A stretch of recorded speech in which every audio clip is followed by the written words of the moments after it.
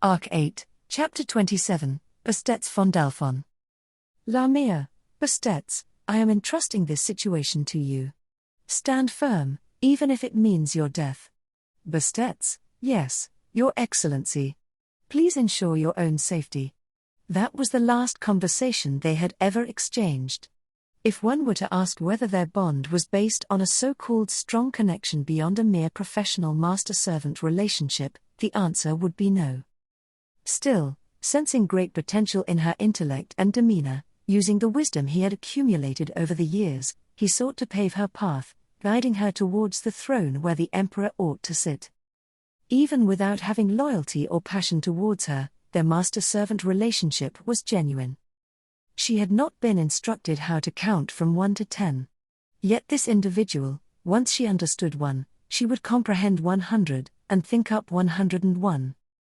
She was someone able to judge for herself and others the roles befitting their abilities, and the duties befitting their position. He had not been blessed with martial prowess, he always yearned to be the sword wolf of the empire, yet he never quite reached it. Not garnering respect from others, he could only live a life of scorn, but the fact that she had deemed him useful was perhaps something worthy of gratitude. Thus, there was not a shred of deception in the last words that they had exchanged. During the Imperial selection ceremony, he was sternly commanded to stand his ground, even if it meant risking his life, and he had resolved himself to do so. Unable to proclaim himself a sword wolf, it was the final service of a man who had simply grown too old. Even though he was a passionless servant, he was determined to become a martyr to fulfill his duty. And yet, Bastet's had survived. And the master, who had hoped for his safety, had lost her life. To this day, Bastet's Fondalfon continued to live in shame. Without fulfilling his duties, pursuing the position of the emperor that leads the empire towards decline, he remained unaware of the schemes behind the great disaster that had unfolded. To call himself a sword wolf now would be nothing short of hubris and disgrace.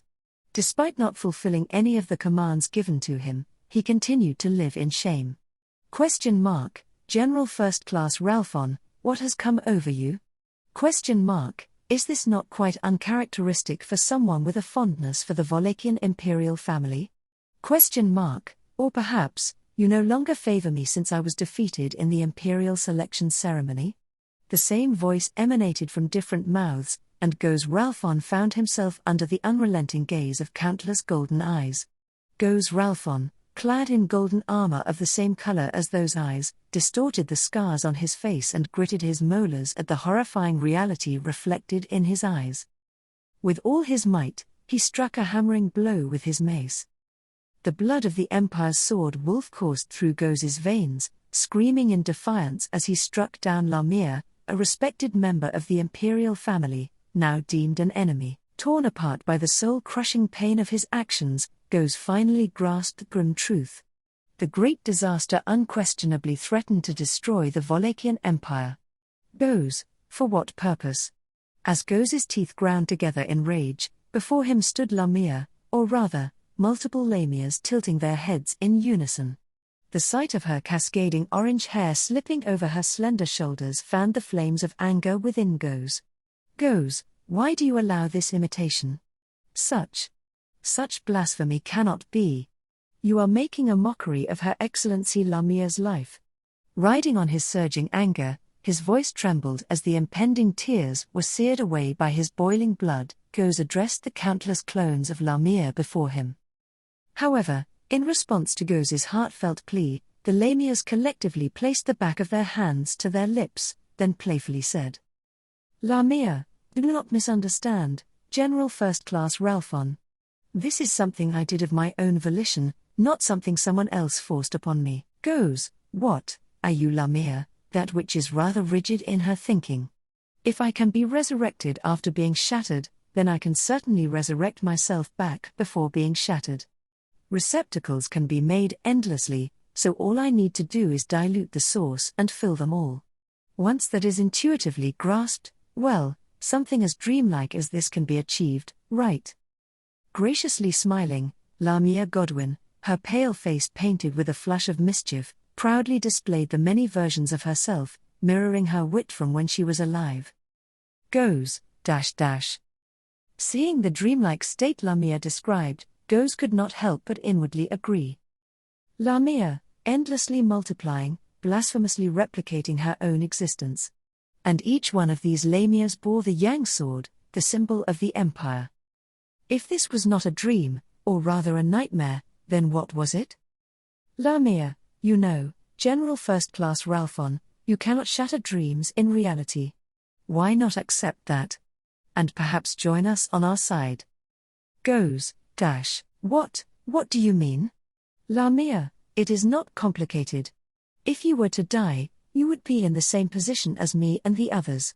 Why not choose the winning side sooner rather than later? Lamia, her hands clasping her sword in front of her and tilting her head, beckoned Goes. If one were to fall in battle, they would join the ranks of Lamia's undead army. It was a reality unfolding on the battlefield, but imagining it brought an unbearable weight on one's psyche. The staunchly loyal Imperial soldier, Goes, and the soldiers who shared his sentiments would, upon falling, align with those aiming to destroy the Empire without a second thought. Just as Lamia Godwin, who once vied for the throne of the Empire's Empress, had done. There, upon its completion, would be an empire of the undead. In the country of the sword wolf, without even a shadow to be seen. Goes, I am undeserving of your words, Your Excellency Lamia. After tightly shutting his eyes, Goes lifted his face, and he confronted Lamia. In the face of Goes's intense spirit, Lamia's beautifully arched eyebrows furrowed as she frowned. Lamia, you seem poised to refuse. Goes, generous as your mercy is, Your Excellency Lamia. I, Goes Ralon, must respectfully decline. Lamia, as expected, you have turned me down. Against Lamia's narrowed golden eyes, Goes thought of the vision he had seen in his moment of closed introspection. The vision where he, life extinguished, became an undead like Lamia and the others, his pale face bearing those golden eyes, wielding his mace to destroy the Empire. He shattered that vision into pieces. Complete destruction, faced with that illusion that shrouded him, he roared. Goes, I must correct my earlier statement. I said that none of the 9 divine generals are entirely under the Emperor's control. I am a loyal pawn of His Excellency the Emperor. Regardless of what others may do. I alone wish to remain so. Rejecting the fate of becoming a harbinger of destruction and death, he yearned to remain a living servant of His Excellency the Emperor. That was Goes Ralfon's way of being as the Empire's sword wolf, his desired path. Deep thoughts, lofty ideals, he left everything to his ruler, Vincent, intending only to fulfill his designated role.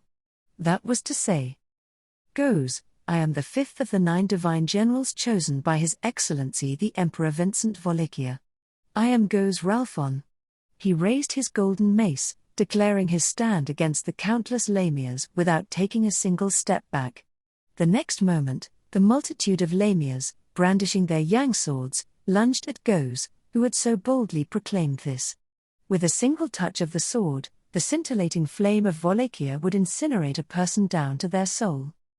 But before it could touch him, Goes's muscles pulsated, and his mace swept through the air. Goes, HK.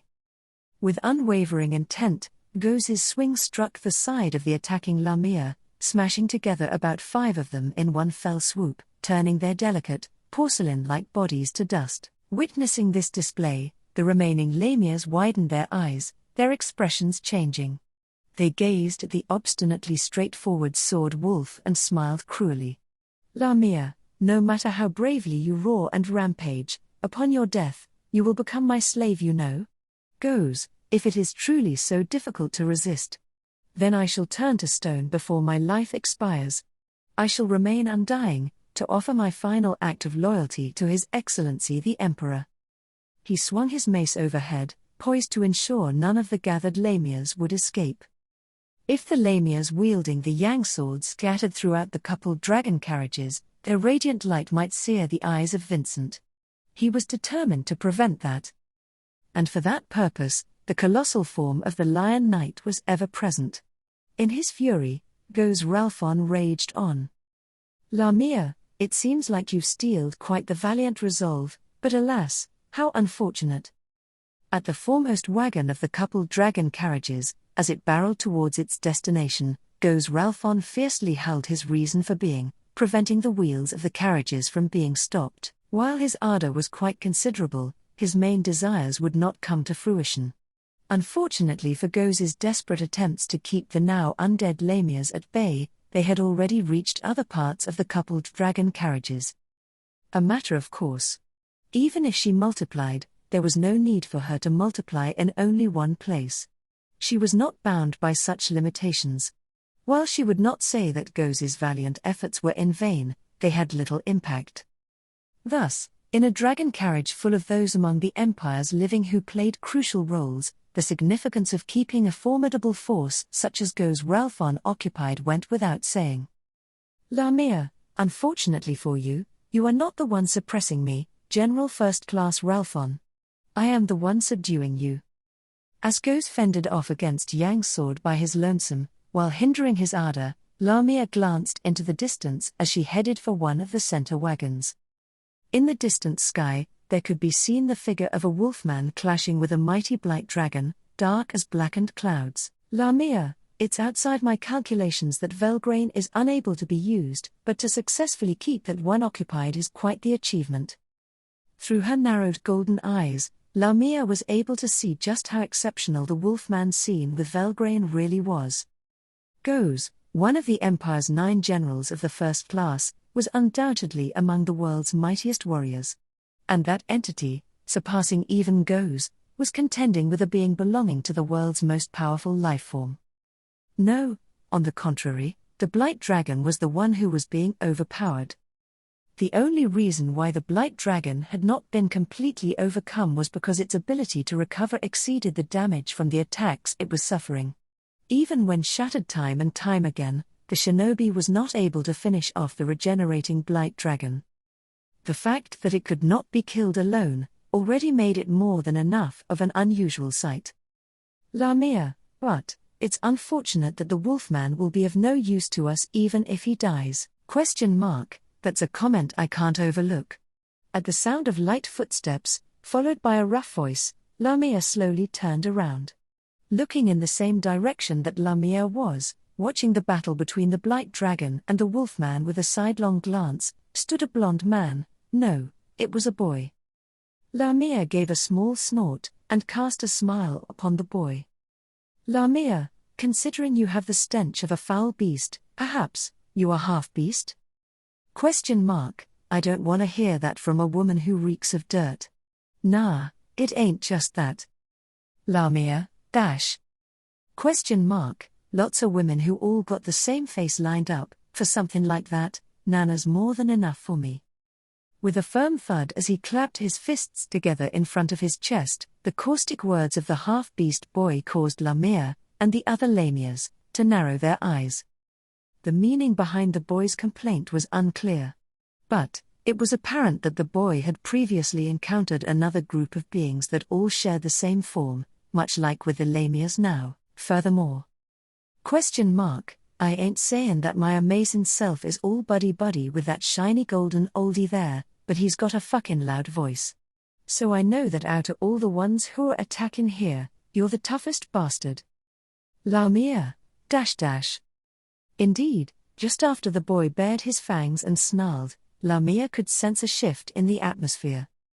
Those were changes in various wagons of the coupled dragon carriages. Assuming the whole motorcade was divided into 5 parts, Lamia was currently facing off with the boy in the 3rd segment. Separate from Goz's show of resistance in the 1st segment, these changes had occurred in the 2nd and 4th segments. The roof of the 2nd segment had been engulfed in flames, while the 4th had been glaciated over by a freezing wind. Both instances had taken place in wagons that had been boarded by Lamias separate to this Lamia, as well as the pruning corps. Keenly understanding that reality from her experience, Lamia touched the back of her hand to her lips and smiled. Lamia, I see Tilda. It seems that people from the kingdom really don't know when to give up. Why do you know that our amazing selves are from Lagunica? Lamia, I only just figured it out. After all, you didn't seem very characteristic of Imperial citizens, so I just tried to ask. I find it rather adorable. ? Nah, that ain't it. Teasing my amazing self ain't the only purpose. Observing Lamia's smile as she mocked him, the boy shook his head. It was not a matter of being unable to admit defeat. Nor, for that matter, was it insight.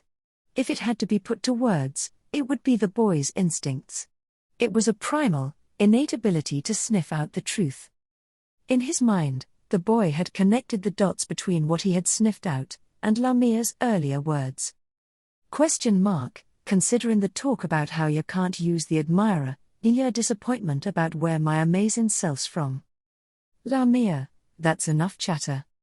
Evidently, the boy was using his head despite it not being his forte. Seeing someone give their utmost effort to that which they were unsuited for, was very, very irksome to Lamia. As Lamia shrugged her slender shoulders, another Lamia slashed at the boy in response. Ducking down, the boy evaded the sharp tip of the red blade, slamming the back of his fist into that Lamia's abdomen. But another Lamia slashed through the body of the Lamia who had been blown away. The bisected body of that Lamia caught fire, and from behind the curtain of the blazing inferno, a lethal thrust aimed for the boy's life. With a brief roar, the boy kicked off the roof, and leapt up into the air. An undead flying dragon sliced through the air in its approach, and the boy who tried to escape into the air was snatched into the deceased dragon's maw. With the boy in its mouth, the undead flying dragon ascended, and shortly thereafter other undead flying dragons swarmed. Lamia, it was the same with General First Class Ralon, but those who need to close the distance will find that they have poor affinity with the yang sword. Adjusting her grip on her unswung yang sword, Lamia spoke to the boy, who was being swarmed by the undead flying dragons. With just one slash of the yang sword, its flames would scorch a soul until naught remained. The magical blade's effect, which boosted the physical abilities of the wielder, could transform even the pampered members of the Wallachian Imperial family into top-notch fighters. And, for someone who had dedicated time to the art of the sword, its benefits went without saying. Lamia, now then, the boy with that beastly stench is dealt with. All that's left is Summer's whereabouts. Taking her time, as Lamia was about to embark on a leisurely stroll, a thunderous roar suddenly rang out above her head. The flock of undead flying dragons, so many had swarmed that it seemed like a round sphere, and over 10 of them had been blown away midair, bursting into smithereens. Emerging from the center of that outburst, bearing not the slightest resemblance to the slender and agile boy from just before, was a mighty, gigantic tiger. The large tiger, swinging its mighty arms, larger than bundles of many logs, blew away the swarm of undead flying dragons, and immediately swooped down. Its weight made the roof of the coupled dragon carriages creak, and in the next instant, it lunged toward Lamia. Lamia, dash. Whirling around, Lamia slashed the yang sword upwards from a low position. She was momentarily taken aback. However, the beastification had made him a larger target. Against a wielder of the yang sword, where a mere graze could ensure victory, this was a bad move. As the large tiger leapt toward her, its chest would instantly be sliced open by the yang sword. ? Rura. Lamia, my tilde. A sound was made as the tip of the yang sword scraped against steel, and Lamia's golden eyes widened. The giant tiger plunged forth, and rather than slamming its brawny arm into Lamia, it instead dug its claws into the roof a half of a step in front of her, forcibly upheaving it to use as a shield. Lamia's sword stroke glided off its surface, and as the large tiger pivoted, it drove its other arm directly into her. The impact tore away Lamia's upper body, and her shattered form was knocked down to the side of the carriage. The giant tiger had exceeded Lamia's expectations. Yet, much like Go's, it was a futile effort. Lamia, even if this me dies. As she crumbled to dust before hitting the ground, Lamia's lips spun words. Even if this body were to perish, she would simply regenerate, just like her other selves. Moreover, the advantage of this regeneration was not just the fact that death did not mean the end. The next Lamia to rise would inherit all of this Lamia's experiences. which meant Lamia, dash dash. As Lamia fell, sensing the other Lamias and the pruning core springing towards the giant tiger, her crumbling field of vision caught a glimpse inside one of the wagons of the coupled dragon carriages that she was leaving behind. Inside that wagon, her eyes met with someone gazing out of the window. She had ascertained which carriage the person she sought was in, so that she could pass this information on to the next Lamia. Lamia, found you, Vincent near Sama. Bastet, Your Excellency. It was undoubtedly Lamia Godwin, revived as an undead, who had just now been shaken off the roof and had smashed to the ground. With his own eyes, Bastet had already confirmed this fact. As soon as he saw that the pruning core, with whom he was well acquainted, was participating in this fierce assault on the dragon carriage, he knew full well that it was Lamia who was behind it. Still, the sight of Lamia's body shattering and being reduced to dust shocked Bastet. Serena, I had hoped to see you at least once, but I didn't expect it to be like this. Bastet, High Countess Dracroy. Serena, don't look at me like that, Prime Minister. You saw the same thing I just did. If Her Excellency Lamia was crushed like that, might it stop her private army, the pruning corps? Am I understanding that right? Bastet, dash dash. Serena, this doesn't look very promising, though. The undead Lamia had just met her end outside of the carriage window, and Serena, smiling, shrugged her shoulders. She spoke with dim expectations, and even though Lamia, to whom she had sworn her loyalty, was killed, there was not a shred of hope regarding the onslaught of the pruning corps. Based on the previous discussion at the military conference, death did not seem to be the end for the undead. Sphinx, the main perpetrator behind the great disaster, aimed to use even death itself to destroy the empire. After all, if this witch could do it, what could the poison princess not do? Even without witnessing the undiminished fighting spirit of the pruning corps, the end of Lamia was surely ahead of them. Anastasia Summer, please stand back. Raising a dignified voice, a young man clad in a kimono wielded an elegant sword. A rainbow-colored slash easily sliced through the solid black armor of the pruning corps as if it were hot steel slicing through ice. Even Bastet, who was not blessed with martial prowess, could see that this young man, Julius, was no less capable than the Empire's finest warriors, Anastasia, but, even my Julius can't stay fightin' forever. We gotta move the situation forward. Anastasia muttered as she stroked the scarf around her neck, protected by Julius's struggle. Julius and Garfield, respectively, were fighting the enemy inside the carriage and on the roof, but along with Lamia, who had fallen earlier, both inside and outside were fierce battles. It was a situation in which all the personnel who could fight were fighting, including the guards. You bilk, even so, don't you feel like we're being targeted a bit too much? Anastasia, maybe, but ain't it 'cause you're here? I can see that sore on your chest, looks like it's been marked up pretty good. You bilk, Mark? What tilde, it's true. You bilk, who had been taken out of his confinement room, looked down at his loose blouse and raised his voice. As Anastasia had said, there were traces of a welt on his white skin that she had happened to glimpse, and if that had occurred at the same time as the attack. Bastet, an evil eye to grasp the whereabouts of a target. It cannot be, His Excellency Palladio Manesque. Serena, well, are all of the participants of the Imperial selection ceremony here? Then, I'd like to reminisce with His Excellency Balleroy, who sent me flowers when I took the governorship from my father, the evil eye of Palladio Manesque, Prince of Wallachia, heir to the blood of the evil eye tribe, had captured its target, which must have been why the pruning corps continued to attack this place. Bastet guessed thus, and Serena, who herself was using her sword to keep the enemy in check, licking her lips. Serena, whether we move from this place or not, I don't want to die because we made a choice between being in the front or the back. If we are defeated, the Empire is as good as dead, not just the head, but from the waist up. It will be interesting to see if there is any other way for creatures such as these to die. Bastet, I would be troubled if you were to say something unscrupulous. I am not sure about this old body of mine, but I cannot be replaced by the likes of His Excellency or you. Serena, no one is irreplaceable, Prime Minister. Indeed, I am in awe of you, just as I am in awe that you were appointed to represent His Excellency, the Emperor. Be that as it may. Serena, who never lost her bitterness under any circumstance, was moved when she took a jab at Bastet's conduct in the Imperial capital. The choice of whether to move forward or backward emerged from the choice itself.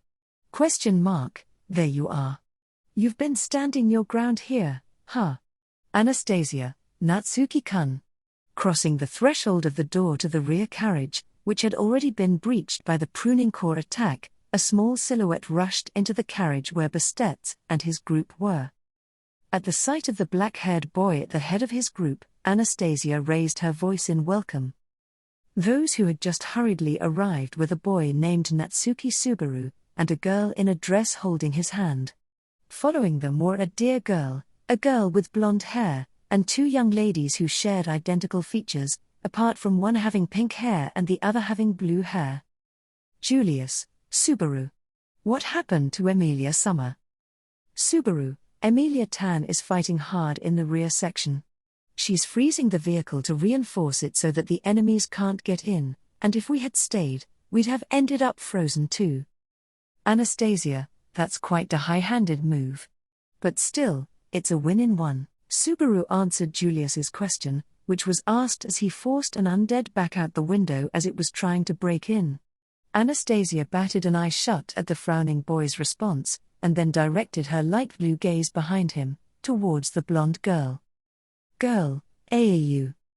Anastasia, with all this going on, I guess your talk's been put on hold. Subaru, no, I already concluded my discussion. It's just that the opportunity to convey it to everyone's been interrupted. What about that bastard Abel? Does he have the same mark as me? Standing alongside the blonde girl, Subaru spoke thus and pulled his shirt down to show them a spot on his chest. There, a raised welt identical to the one on the stargazer, Ubilk, could be seen. As soon as he noticed it, Ubilk loudly exclaimed a tilde. Ubilk, see tilde, I knew it. You've got the same mark on you. That must mean we're fellow stargazers. Subaru, I keep telling you, that's not it. It's not just on me, it's the same on my cute Biko, and I feel sorry for her. What's there in common here? Most likely, it is marking the obstacles to the great disaster that need to be eradicated. This time, a voice had come from the door opposite from where Subaru and the others had entered, and the one it belonged to rushed in from the corridor that led to the car at the front. Appearing side by side were Otto, a tactician of the kingdom who had exerted a strong influence in the war council, and a girl who had devoted herself to healing the wounded soldiers. Upon their entry, Subaru turned around, his eyes wide in surprise. Subaru, Otto. Petra. Are you both okay? I'm sorry about earlier. Otto, let us leave that discussion for later. Right now, we need to exchange crucial information. Petra, the mark you were saying appeared on Subaru and Beatrice Chan, it's appeared on Master too. Right now, Master is in the dragon carriage up ahead, drawing the zombies to him. Pink-haired woman, Roswell Summer also has the mark. Upon hearing the report from the girl called Petra, the woman with pink hair, likely a relative of Rem, cast her eyes downward. However, if not only Ubilk, Subaru, and the girl named Beatrice, but also the chief court magician of the kingdom had the mark, then the qualifications needed for being marked had become somewhat apparent, that being Anastasia, Margrave Mathers and Beatrice Chan, who went up against Sphinx on the plain. Also, Natsuki-kun, who stopped the ambush on the dragon carriage, and Stargazer-san as well, if I recall. Bastet's, it cannot be confirmed from here, but there is a possibility that the same marking has also been carved on Halibel-san, who is fighting with that black dragon outside. Serena, and also Our Excellency the Emperor, I guess. I'd say that's quite likely. Every one of those named are all irreplaceable in their abilities. Serena made a quick jab at Bastet's prior comment, while also agreeing with the opinions of the experts. Concerning the discussion that was started by Anastasia and the others, Bastet also concurred. So long as the effect of Palladio's evil eye persisted, endless assassins would be sent after the ones who were targeted. However, wait, please. If your guess is correct, then I don't understand why the same mark hasn't emerged on this child.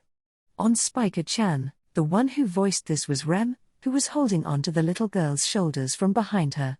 This girl that she called Spiker, although her importance had not yet been detailed, was said to be one of those named in Ubilk's prophecy. In that regard, there was no doubt that she was an important person for the Wallachian Empire.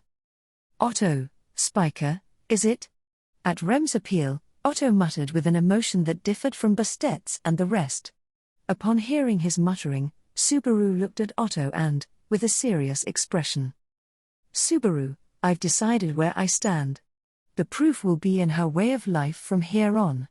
Otto, what an odd coincidence.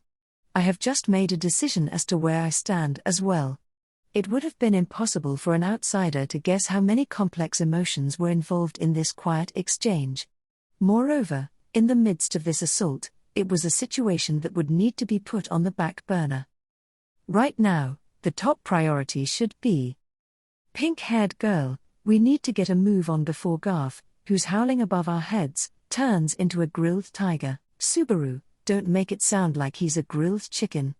But, Rem had a point earlier. Subaru nodded at the pink-haired girl's words, and when he turned around, everyone's eyes were focused on the girl named Spiker. The girl made a choked sound at the concentration of their gazes and looked around with a puzzled face. Beatrice, if this stargazer is to be believed, this girl, Spiker, is the natural enemy of the great disaster, in fact. So then, why is she being overlooked, I suppose? Petra, is that really so weird? I mean, we would have never known if that guy hadn't told us about it, right? If that's the case, doesn't that mean that they don't know either? Subaru, so, does that mean there's not a stargazer on the undead side? Subaru muttered this realization as the girls continued to exchange questions. Ubilk turned around at that remark, but he shook his head lazily with a forlorn look on his face. Ubilk, I'm sorry. I don't even know that, since it's not related to my commandment. Rem, even so, can you at least tell me what it is about Spiker-chan that makes you say she is a shining light? It would be irresponsible for you to just fling her name out. Ubilk, sorry for being so irresponsible. Ubilk's seemingly defiant expression turned Rem's face a tense color. However, Ubilk's answer was less than desirable, but Rem's skewed topic might have been worth considering. With what materials we have at our disposal at the present, we have no choice but to use the coupled dragon carriage, which could break up at any moment, to charge toward the fortified city, all the while protecting those who have been marked. That city is supposedly still being repaired, too. Subaru, I don't think we have that much time left. Even as they spoke, the dragon carriage was slowly losing its original shape under the attack of the pruning core. As had been previously discussed, if it were to stop moving, it would inevitably be destroyed. To stop this battle, they must deal with the commander, Lamia, who was leading the enemy forces, Bastet's, as they sought for means which were more than just coping remedies currently. Bastet noticed in his narrow vision that Subaru had a terribly conflicted expression on his face. The anguish that occupied his countenance was the result of having realized something and hesitating to say what it was. A statement that the boy hesitated to utter in this situation. His conflict was different from Serena's, who did not examine her statements carefully enough, and the content of this conflict was: pink-haired girl, Barusu. Otto, Natsuki-san. At the same time, two people called out to Subaru. Much like Bastet's, they must have also noticed the change in the boy's facial expression. And the two, who knew the boy much better than Bastet's, were able to understand what was troubling him. Closing his eyes at the intent of their gazes, Subaru took a deep breath and, tightening his expression. Subaru, Spiker's authority, it could be the breakthrough in this situation. Question mark, Ora R tilde. Wielding a barbarian sword in each hand, Medium forcefully cut down the undead approaching in front of her.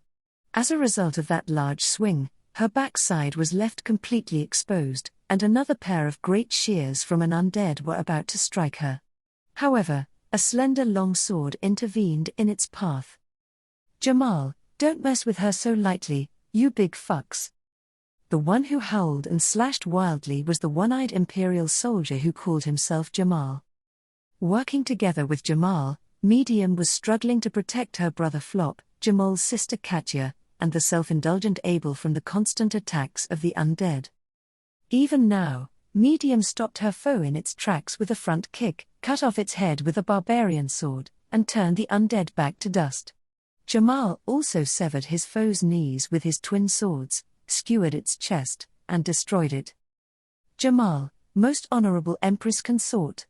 I'll take care of this, you just stay back. Medium, like I said tilde. I haven't said yes yet. Jamal, candidate for the most honorable Empress Consort. Stay back. Medium, geez tilde.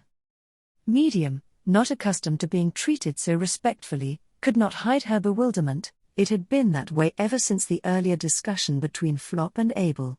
Abel pointed it out already, but Medium had cooperated with her brother without asking anything of Flop's thoughts. In hindsight, she should have asked him a bit like Abel said. Medium, then, I wouldn't have been so surprised. Flop, dear sister. Worrying and fretting doesn't suit you. Medium, and just whose fault do you think that is, big bro? Placing her frustration into her sword, Medium put all of her strength into her legs as she grappled with the great shears that were being thrust at her. She stood firm and pushed back so as to not be overpowered. A blade was thrust from under her armpit, and Jamal, who had moved to the rear, pierced the enemy through the chest and killed it. After Jamal did so, while scraping his twin swords together in midair. Jamal, Katya. Don't get impatient. I'm not letting anything get near you. Katya, Jay, just stop it. I don't care anymore. There's nothing good even if I keep on living anyways. Jamal, don't be so stupid. If you die, Todd won't be able to rest in peace. Katya, my brother's stupid. Are you going to say it? Why you wouldn't say that, would you? Die. Die, brother. Katya, sitting in her wheelchair, began to weep when a name that Medium did not recognize was mentioned. Medium began to feel very sorry for Katya. If it was not for this current situation, she would have liked to confide in her as a fellow younger sister who was being pushed around by her brother. But there was no luxury for that anymore. Because Empress Consort, now that is something I cannot just ignore, don't you think? Medium, I wonder, are you qualified to accompany the sword wolf among sword wolves? Tilting their head, standing out from the black-armored undead who were rushing toward them, was a very beautiful undead, even from Medium's point of view. If not for her pale skin and eerie, golden eyes, she would have been a sight to behold. Whether the power of her words came from her being dead or from when she was alive, her words were remarkably intimidating, rendering Medium unable to answer back. Vincent, whatever answer that girl would give you, it would be of no use, since you are already dead. And so, it was Abel, not Medium, who answered back. Abel and this beautiful undead glared at each other with Medium, Jamal, and the undead soldiers in between, from the front of the carriage all the way to the very back. Wrong, Abel and this beautiful undead stared at each other. Hello, Vincent Near-Sama. You look as dignified as ever. Maybe you have even lost some weight. Vincent, just when I begin to think that my brothers and sisters are no longer able to pester me, you and Palladio seem to have wandered back. It is inevitable that my cheeks would appear a bit gaunt. Fufu, of course I would want to wander back. You saved Prisca, right? Only I summer. Vincent, .. I wonder if you are qualified to punish me and Palladio Nia-sama when it was you, Oniai-sama, who violated the premise of the Imperial selection ceremony? If the truth were to become known, no one would recognize you as the Emperor, would they? With a sneer, the undead princess laughed with her hand covering her mouth. Abel's black eyes shook slightly at her words. With those eyes, Abel tried to say something back to her, but... Medium, there's someone. I think Abel Chin is the Emperor. Jamal, me too, Your Excellency the Emperor. There's no need to listen to the dead. Unable to hold back, the voices of Medium and Jamal, who had taken advantage of the situation, shook the carriage. Hearing both of their statements, Abel's eyes widened even more than before, and the princess's eyes narrowed. With irises glowing of Aurelian luster, characteristic to the undead, she looked at Medium and Jamal, and... Do pray tell. These soldiers over there, do they have any idea of who I am? Jamal, huh? By the looks of it, you're a part of the Wallachian Imperial family, but what does it matter when you're dead? Those who die a dog's death are losers, and those who live are sword wolves. That's it. That's the way of the Empire. Shouting out the world's most simple logic, Jamal resumed his melee with the enemy soldiers. At the pleasantry of that momentum, Medium blinked her eyes and smiled. Smiling, Medium, like Jamal, resumed fighting. Medium, you're way cooler than Abel Chin, Jamal Chin. Jamal, that's disrespectful, most honorable Empress consort. Giving a wild grin at Medium's praise, Jamal rampaged with his twin swords. The confrontation between Abel and the princess continued, with those fights occurring in between. Abel narrowed his sable eyes at the princess as the latter seemed to have become slightly displeased. Vincent, I sense the presence of many yang swords. You are not alone, Lamia. Lamia, so what? I suppose you may be happy that your cute little sister has multiplied? Or perhaps, since it's not Prisca, Vincent Nia-sama isn't interested? Vincent, supposing that you are making use of the undead's mechanisms to induce phenomena outside the realm of reason, for what reason do you appear before me without those numbers? At the mocking attitude of the princess, of Lamia, Abel was not at all concerned.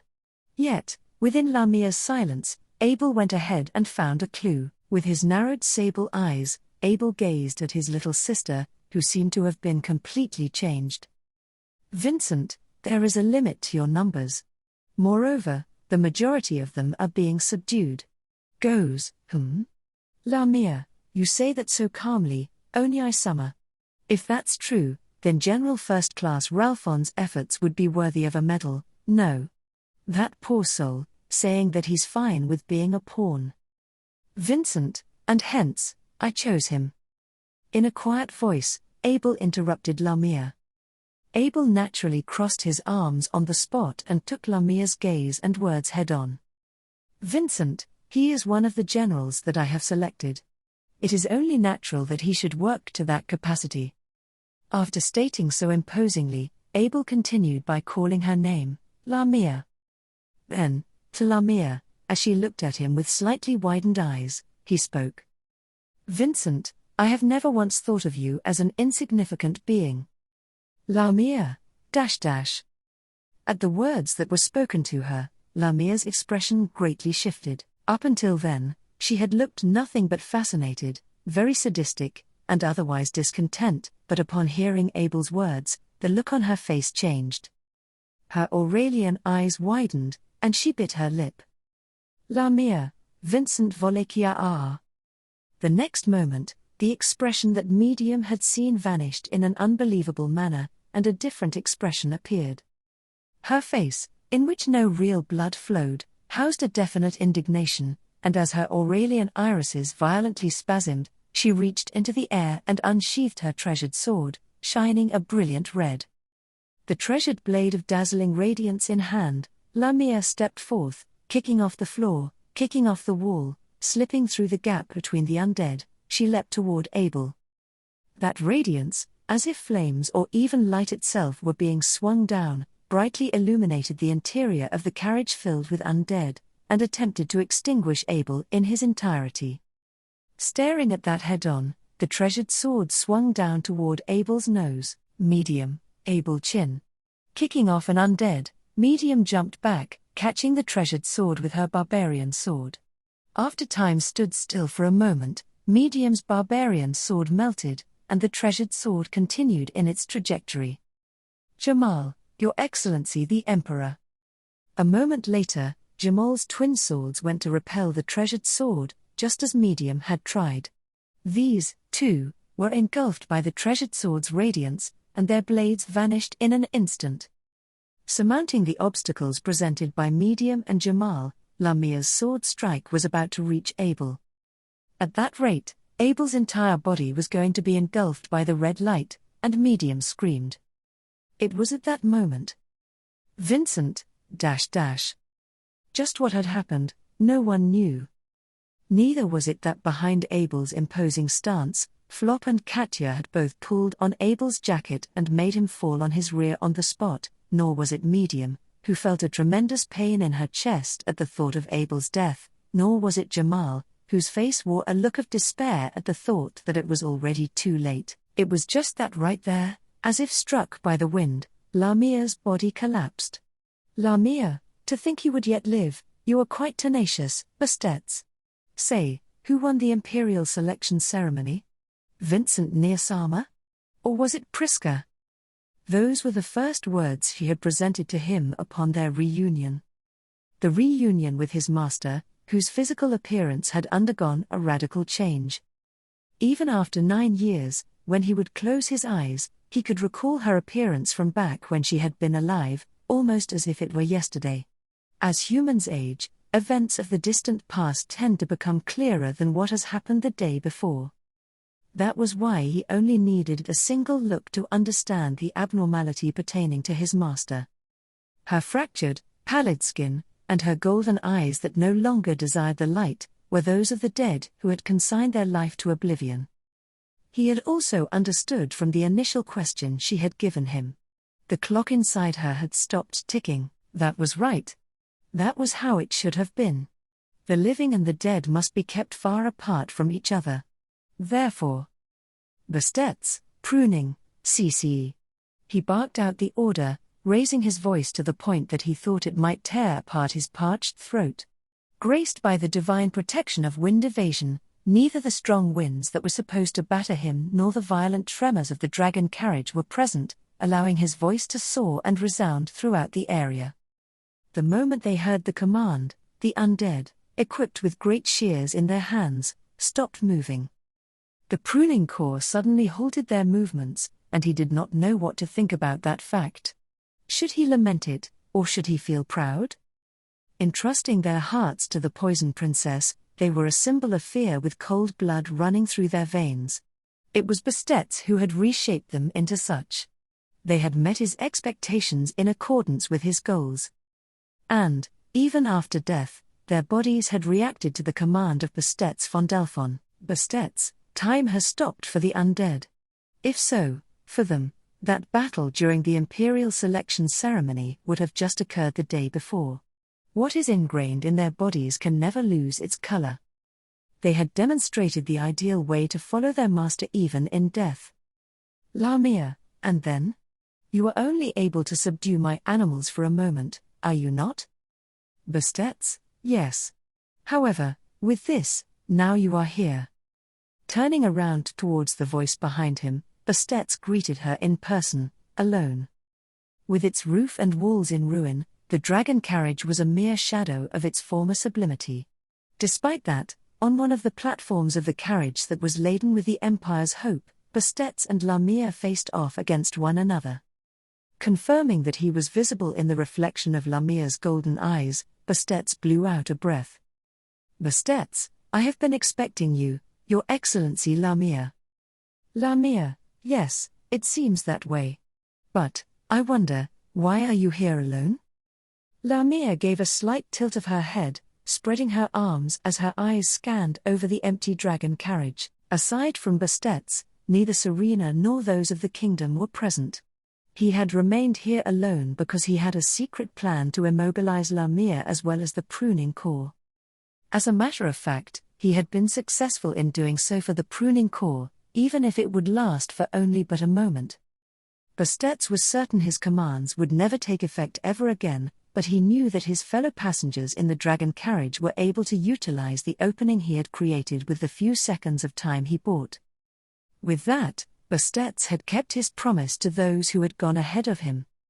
Bastet, I am no longer at an age where I would make declarations I cannot keep. Lamia, there is no need to put yourself down like that. 9 years have passed since then, but you really have not changed a bit. You are the same as when I had died. Bastet, perhaps it is as you say, Your Excellency. Bastet responded to Lamia's teasing words in a low, gravelly voice. Lamia knitted her brows as she heard that. In front of her, Bastet balled his bony hand into a fist, clenching his teeth that had miraculously not suffered a single loss. He had not changed, even after 9 years. What Lamia had said was correct. Bastet, since that moment, my time has also come to a standstill, Your Excellency Lamia. Bastet murmured, then took a step forward. Full of determination, he took a large step. Once his outstretched foot met the floor, he took another. Forcing his elderly body to move, Bastet continued stepping forward, one step at a time. Lamia, .. Exasperatedly, Lamia narrowed her golden eyes. The flow of time moved along slowly, feeling sluggish and stagnant. Not only did it feel as such, but it was slow in reality as well. Compared to Julius and Garfield, who had been fighting to protect Bastet and the others until a little while ago, it was terribly feeble to the point that making a comparison would be presumptuous. He was a sheep painted black in a pack of wolves. He had become a sly old goat, making his horns seem larger than they were. He desperately flaunted that he had his own role amongst the wolf pack. Lamia, Yang's sword. As Lamia reached out towards the sky, the hilt of the esteemed, crimson sword materialized in her hand. Her slender fingers squeezed themselves tightly around it, drawing out the treasured sword, the symbol of Wallachia. The fiery red, scintillating flame trapped within the blade seared into his eyes. He was glad he always kept his eyes narrowed. Thanks to it, his eyeballs would still have been protected, even if his eyelids had been scorched. Carrying those trivial, useless thoughts with him, Bastet lifted up his fist. Curled around one of his fingers was a ring. It was proof that he was the Prime Minister of the Wallachian Empire. It was a meteor, imbued with mana of the element of fire. Lamia, I have already seen that. The coldness in Lamia's gaze retained its ice, having already seen the meteor in action at the Imperial capital, within the Crystal Palace, inside the throne room. Bastet's advance was terribly slow, and his last resort had already been subjugated once. On the other hand, his opponent possessed one of the 10 enchanted swords, which wielded power relative to the top echelon of the world. Bastet, Your Excellency. He knew it would take less than a single second for her to cut him down and reduce him to cinders. Despite that, out of his entire life, which spanned close to 70 years so far, Bastet made full use of the longest second he had lived. And then, he told his master what he had told her in the past, once again. Bastet, we have lost. Bastet threw down his raised fist as he spoke, pointing the ring at the floor. There, he activated the meteor. Flames swelled up and burst out beneath his feet, augmenting the elder's sluggish advance with blazing momentum. With great intensity, Bastet's entire body barreled towards Lamia. Lamia's golden eyes widened upon seeing the old man's body throw itself at her from up close. In those wide, gold-colored optics, there was the reflection belonging to Bastet's Foldelfon. Gazing into the face that Bastet saw in her eyes, Lamia continued to hold up the Yang sword, and Lamia, so, you were capable of making such a frustrated face. They were lady and vassal, with a long-lasting affiliation while maintaining a respectable distance, who never had a heart-to-heart conversation with one another. For the first time, Lamia's enigmatic vassal displayed an expression that she had never seen before. On that face, Full of wrinkles and thin eyes narrowed to the point that his pupils were not visible, the elderly man appeared as if he were about to cry. Her hand stilled. Bastet's and Lamia's bodies met each other head-on. Unable to mitigate the force of the explosion, the two hurtled into the wall of the carriage in a tangle of limbs. They were slated towards the wall that had been torn down by the pruning core break-in, and they were thrown out, just like that, squeezing tightly, with fingers as bare as a withered tree. The elderly man grabbed onto the dress of the beautiful girl and refused to let go. Without separating from one another, their bodies were forcefully ejected out of the coupled dragon carriage. In that instant, a shockwave struck all of the countless Lamia Godwins that had appeared within the coupled dragon carriages. Lamia, .. The Lamias fighting goes Ralphon, the Lamias fighting Garfield Tinsel, the Lamias fighting Roswell L. Mathers, the Lamias fighting Amelia, and the Lamias in the other parts of the dragon carriage were all affected by the shock simultaneously. A divine protection is a blessing that can be bestowed upon lives born into this world. Their true natures have not been elucidated to this day, and much is still shrouded in mystery. However, regarding divine protections, many hold a single conviction that they intuitively understand. That is, that divine protections affect the soul of the ones to whom they are granted and the ones on which they are targeted. Whether this is true or not has never been proven. However, this much can be said. Bastet's Fondalfon was thrown out of the dragon carriage with one of the Lamia Godwins, and they were both excluded from the effects of the divine protection of wind evasion at the same time. And then, as one of the Lamia Godwins brought her sword down on Vincent Volachia, and both Medium O'Connell and Jamal Aurelie failed to block the attack, it was also the very moment when tragedy was about to strike in front of Flop O'Connell and Katia Aurelie. Lamia, HK. As if having been struck by a gust of wind, the body of Lamia, who had raised up her yang sword, was pushed back. At that moment, neither Lamia nor Medium and the others understood what had happened. However, the truth was that Vincent, who had been pulled down, extended his leg and kicked Lamia backward. Then, behind Lamia, who had been punted away, the door connecting to the adjacent car was breached. Lamia, .. A rainbow brilliance danced, and the pruning core standing before the door were cut down. Slipping past the light of that rainbow, 3 small silhouettes scrambled into the car. One of them held up their hand, and a faint glow surrounded the 3 silhouettes, speeding them up as they rushed in. The one in the middle, who was holding hands with the previous silhouette, shouted out, "Boy, Lamia Godwin." With a raised voice, such was the shout of the black-haired boy who was holding hands with 2 girls on either side. The girl in the dress had produced the glow, the young black-haired boy had called out that name, and the last one who had leapt in, with the hand opposite to the one that was linked with the boy, she reached out. "Girl, EEA. 1. Retracting her hand after touching the back that she had leapt towards, she stripped off the name of the Poison Princess. Arc 8, Chapter 28, Siblings of the Empire. A premonition had emerged within him. When the stargazer Ubilk had named her the light that would save the Empire, he had racked his brains in earnestness and plunged into thinking, just how could she possibly become the nemesis to the resurrected dead? Just what about her was unlike other humans? Being a kind girl. Being earnest. Being able to endure for someone.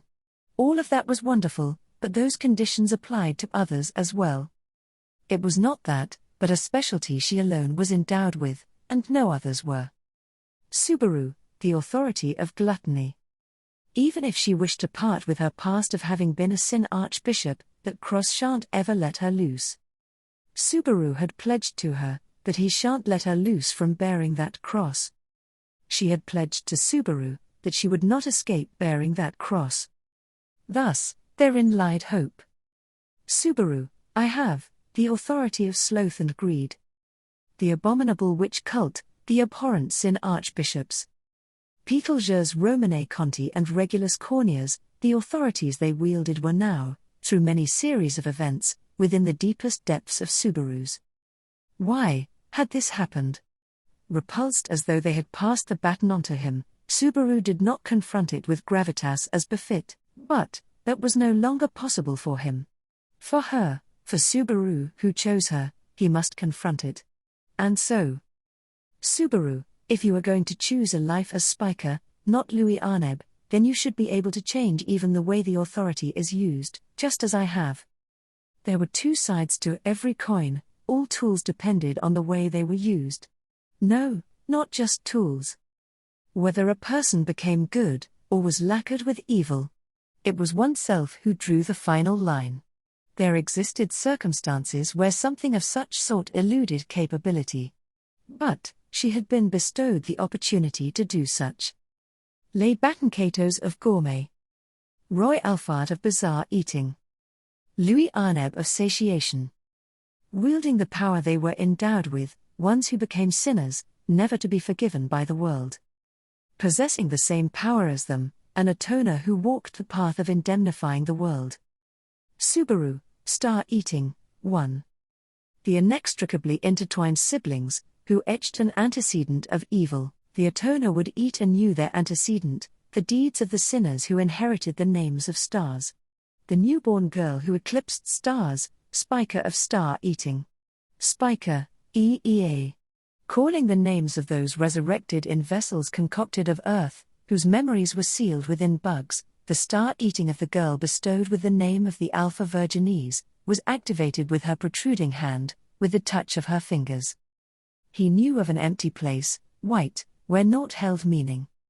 The place where the elements of all souls, be they beautiful or sullied, were scoured and born anew. Eating their roll, that of those who had been hauled down from that place. Eating their fate, such that those souls could never again be food for another. Eating the deeds of the sin archbishops affixed with the names of stars, star eating came to materialize. Spiker, AUOEEA, 2. That instant, the Lamias were all engulfed by the wind, halting their movements. Goes Ralphon, as he bore searing wounds all over his body, did not miss this fleeting opportunity. Goes, got you. In the midst of battle, he was exposed to the threat of the encroaching Yang sword from every direction. However, Goes shed his flame-engulfed armor, enduring the onslaught. As he skillfully handled each attack, Goes closed his eyes, his will to fight undiminished, devoting himself to the sounds around him. Thanks to the divine protection of wind evasion, he could concentrate on the sounds of the Lamias he opposed.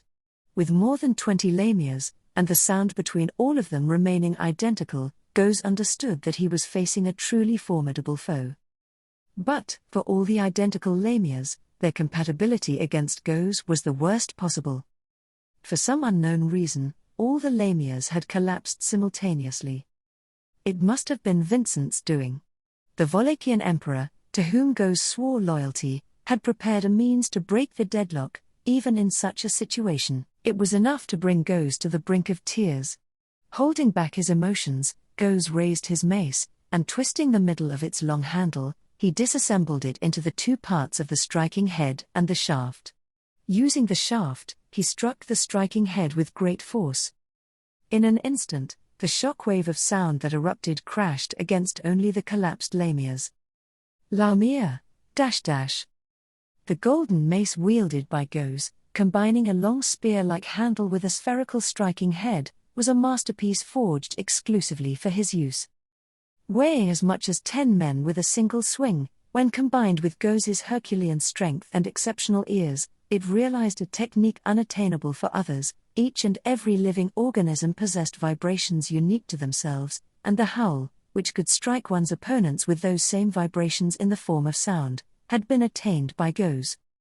Contrary to his bold and dauntless appearance, Goes Ralphon possessed ears that could distinguish even the nuances in the sounds of the wind, and he had the skill of a genius who could delicately perform with any and all musical instruments. That deadly howl was precisely why Goes was known as the Lion Knight.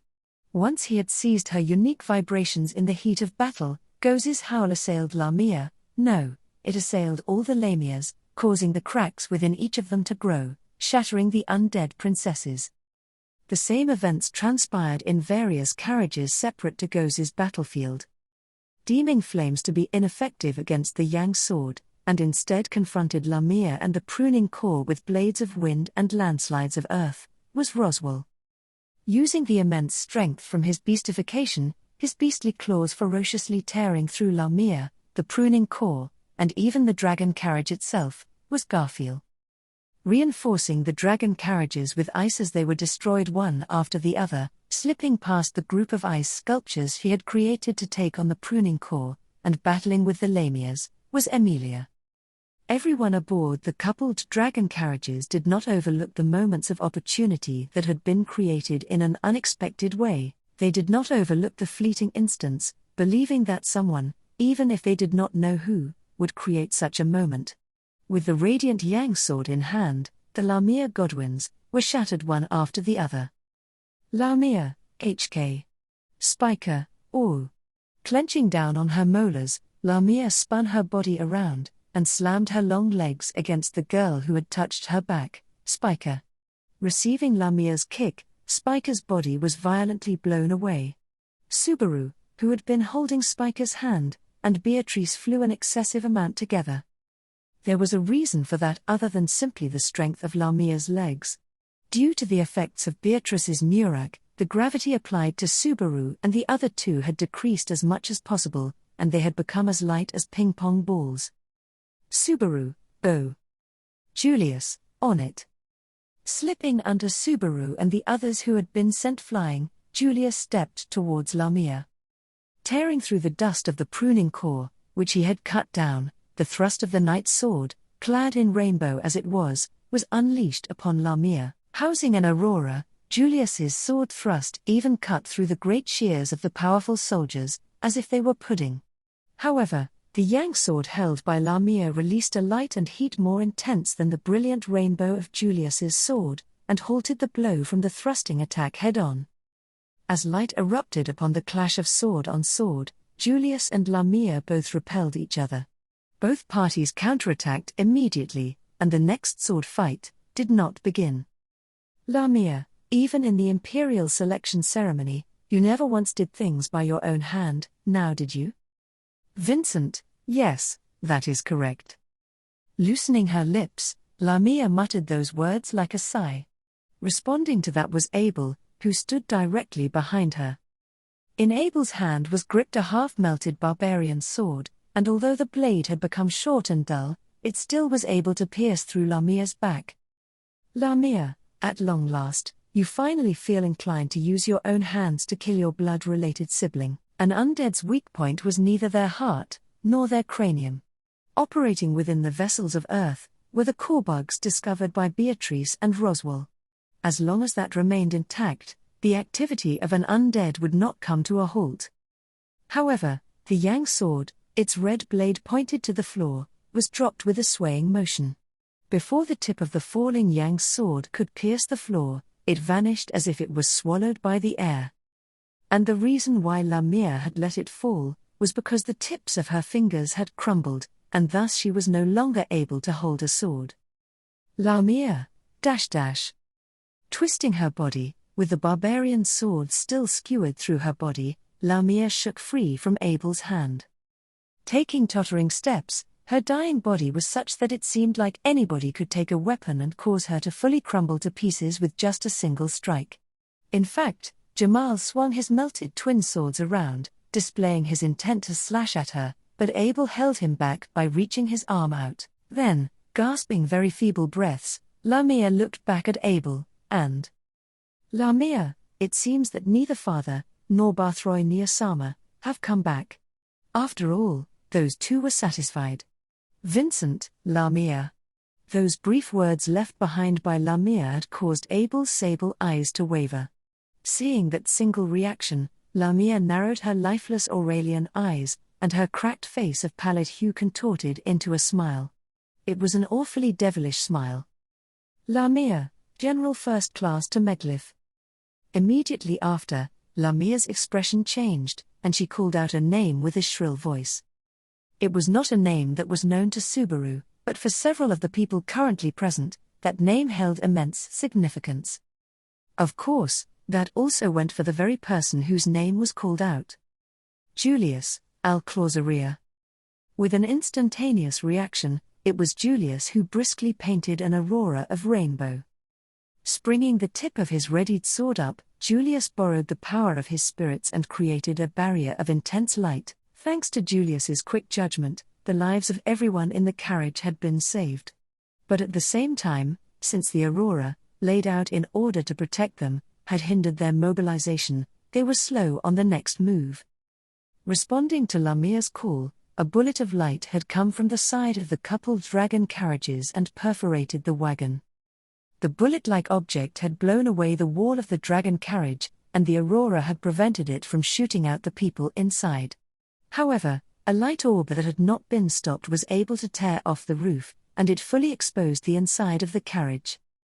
Slicing through the air and approaching the exposed wagon, was one from the flock of undead flying dragons that had been deploying the pruning core one after the other. No, it was one that had mastered acrobatic flight to an extent utterly incomparable to that of the rest of them.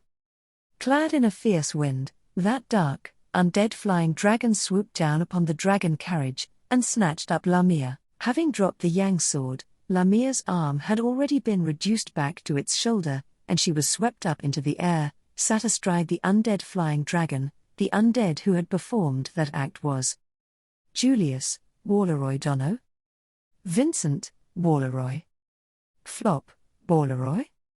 At that unexpected figure, several voices of astonishment were raised. But one among them was most potent with shock, and at the same time, it was the most heartbroken. Medium, Balleroy. Her blue eyes opened wide. Medium's mutter was met with no response from the undead she had called out to. Only, pulling the reins of the undead flying dragon he was mounted on, he immediately ascended with Lamia snatched in his arms. As the undead rode the undead flying dragon, it faced its head toward the rear of the dragon carriage, and flew in that opposite direction. As much as the coupled dragon carriages ran, as much as the undead flying dragon flew, the distance between the two of them increased. Medium, Balleroy. Losing control of herself and stretching out her arms, Medium tried to chase the silhouette that had immediately faded out of sight. From behind, Flop jumped at his little sister and put a stop to her rash actions. The pruning core still remained in the coupled dragon carriages. Pruning core, oh, rah! Those who covered their faces with black helmets raised a deep roar, and fiercely raised their great shears overhead. It was just as if their collective will was to try and fulfill their master's escape. In the past, when their master was killed in the Imperial selection ceremony, that was something they had been unable to accomplish due to being defeated by the blue lightning, so now that they had been turned into undead, that was the dying wish they would attempt to fulfill. Anastasia, everybody, don't lose focus till it's all over. Anastasia shouted a command, and Julius, being the first to receive that ardor, burst into action. Those who could fight took up their weapons and clashed head-on with the pruning core who had just raised their own spirits. Thus, the current clash annihilated them down to their very last soldier, but, having bought time until their master could make her escape, there was no doubt that the final moments of this raid by the pruning core had certainly blossomed into a flower of success. Around the same time when Balleroy to Meglyph had snatched up Lamia Godwin and flew away. Far, far away, collapsed on the tracks left behind by the speeding coupled dragon carriages, the old man covered his face with his hands. His entire body creaked in pain, and his hideously burnt legs impudently cried out. Yet, neither the pain nor his inflamed wounds were things the old man had desired. Pain and wounds and the like, he gave not the slightest care. Why had he failed to die yet again? I was given an opportunity. To the old man who was lying on his back, cursing his own disgraceful self, she said so. She was not in human form. But, her supple yet strong beastly appearance epitomized what the humans of the Wallachian Empire deemed to be superior and beautiful. Acting with the forces that were left behind at the rear of the dragon carriage, chasing after the coupled dragon carriages in order to deliver a message, she had certainly witnessed the figure of the old man leaping out with the flames of the meteor. And, just before the old man was about to slam against the ground, she had snatched him away from death. Man, by opportunity, you mean? Woman, when you were thrown out of the dragon carriage, I could not have made it to you in time with these legs of mine. But the undead that flew out with you sent you flying. Man, Woman, in that brief bit of time, my legs were able to make it. That is all I am able to say. Shaking her head slowly, the beautiful, golden-furred leopard informed the old man. He understood what she had said, along with the intentions behind it. However, he did not know the absolute truth. Perhaps that person had merely pushed the old man who had jumped at her aside, finding him bothersome. She was a person whose true intentions he was not able to understand in the slightest. Thus, him having no idea about what someone else was thinking, was something that applied to every member of the Wallachian Imperial family. So, you were capable of making such a frustrated face? Bastet's, HK. Recalling her surprised expression when she had said that, the old man's throat clogged up on something. Just what that was, even the old man did not know. He just had only this one thought. Bastet's, if you even went as far as to kill your younger sister, to kill Her Excellency Lamia, in order to obtain this empire, then take responsibility. Fulfill your duty as emperor. HK. Was he perhaps a sheep or a goat that had disguised even his own fur, merely feigning as a sword wolf? The old man, who was simultaneously none of these things, and still somewhat all of them, wrung his voice out. Those were his own true feelings that lay deep within his eyes, narrowed to the thinness of threads. The old man, the Imperial Prime Minister, Bastet von Dalphon, reflected upon the shame of his life, and wrung it out as words. The Crystal Palace, often appraised as the world's most beautiful castle, had undergone a major change to its state of affairs. The undead roamed freely within its walls, and the wounds from the recent conflict that was centered in the imperial capital had not healed in the slightest, remaining there was only death and destruction, without the counterparts of life and restoration. For this reason, the Crystal Palace had lost its original beauty and had become a dreadful realm of rampant repulsiveness. However, quietly opening the eyelids that contained those crimson eyes, was a being who, even in this realm of suffering, had not lost their beauty. Her long orange hair was unraveled and frayed, her luxurious blood-red dress was torn all over, her snow-white skin was marred by dust and grime, but none of it tarnished her allure in the slightest. For those who were truly beautiful possessed traits that had no need for any superficial adornment, but then again, woman, compared to your current appearance, even frayed hair and torn clothing appear as excellent as gold. That is something that you would say, Prisca. At the sickly sweet tone of voice that called her by her old name, Priscilla Barriel narrowed her eyes. Her arms were raised overhead, restrained by special chains, and her appearance was that of a prisoner of war being forced to stand. Despite this, there was not the slightest hint of vulnerability in Priscilla's eyes or demeanor. After all, no matter where she was restrained and made to stand, there was not a single reason for her to yield. Priscilla, who had been locked in the dungeon of the Crystal Palace in the imperial capital of Lupagana, was skeptical of the one who had expressly come to visit her, the now undead Lamia Godwin.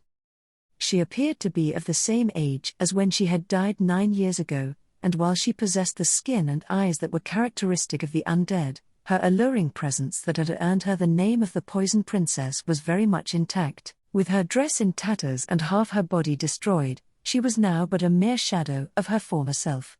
Since she was an undead, she should have been able to restore the parts that had crumbled. Even if that was not the case, she could easily just transfer herself to a new earthen vessel. Having observed the undead and made those inferences, Priscilla then understood. She grasped why Lamia, who despised unsightliness and disgracefulness to the extreme, had appeared before her in such a sorry state. Priscilla, what, are you going to die yet again, Lamia? Lamia, that is quite the way to speak to your elder sister. But, indeed. After all, my connection to the empty box has been severed. No, it is more like the connection has been eaten. Priscilla, Lamia, ah yes, listen to this, Prisca. Vincent Neosama did this to me with his own hands. This is something he has never done for you, whom he holds so dear, right? Lamia placed her hand, still intact though about to crumble, over her mouth and laughed. Whether or not that was something that merited boasting was a matter of one's own sense of values, but Priscilla just sniffed quietly. At her reaction, Lamia narrowed her Aurelian eyes and said, Lamia, truly, it has been quite dull. Apart from you and Vincent Neosama, there exists nobody else capable of holding a proper conversation with me. Priscilla, albeit between you and myself, the number of proper conversations could be counted on one's fingers. Lamia, it is not a matter of quantity. Foolish little sister. With that murmur from Lamia, the hand she had placed over her mouth had crumbled and vanished. Slowly, Lamia was losing what was left of her form. Since she stood directly before her, the sight filled Priscilla's vision whether she wanted to see it or not. However, Priscilla did not shut her eyelids. Those crimson eyes trained their gaze on Lamia. And, with that gaze trained upon her, Priscilla, if your role has concluded, swiftly make your exit, Lamia. Once more, mine self shall attend your deathbed. At Priscilla's words, Lamia raised her eyebrows slightly. Then, with a smile akin to sweet poison. Lamia, such an unlovable little sister. As far as Priscilla could remember, those were the exact same words and smile as her final moments from the time she was alive. For a final convo between fellow sisters, was that enough to satisfy ya?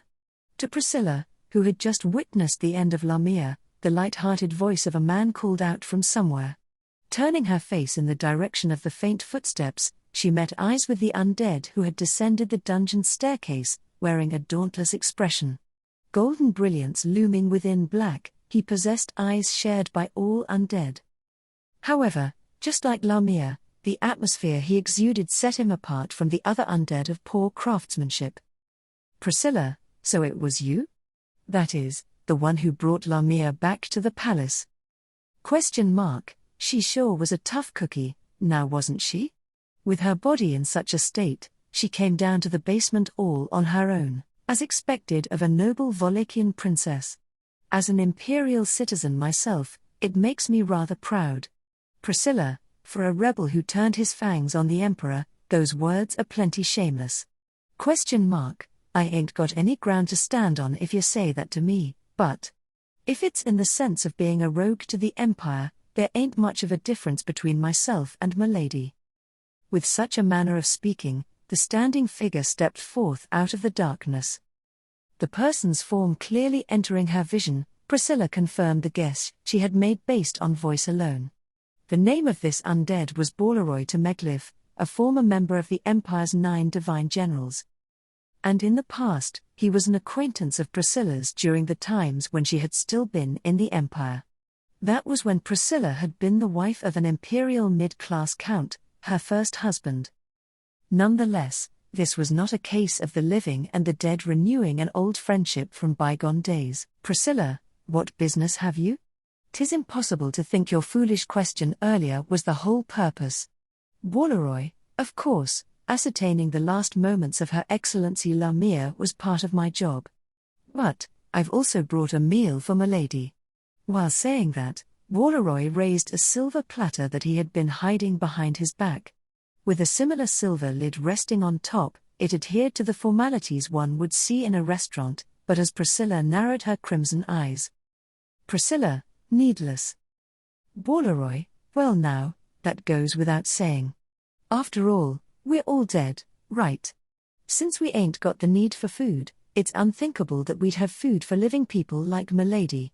If I didn't bring anything, a rare beauty would have been ruined.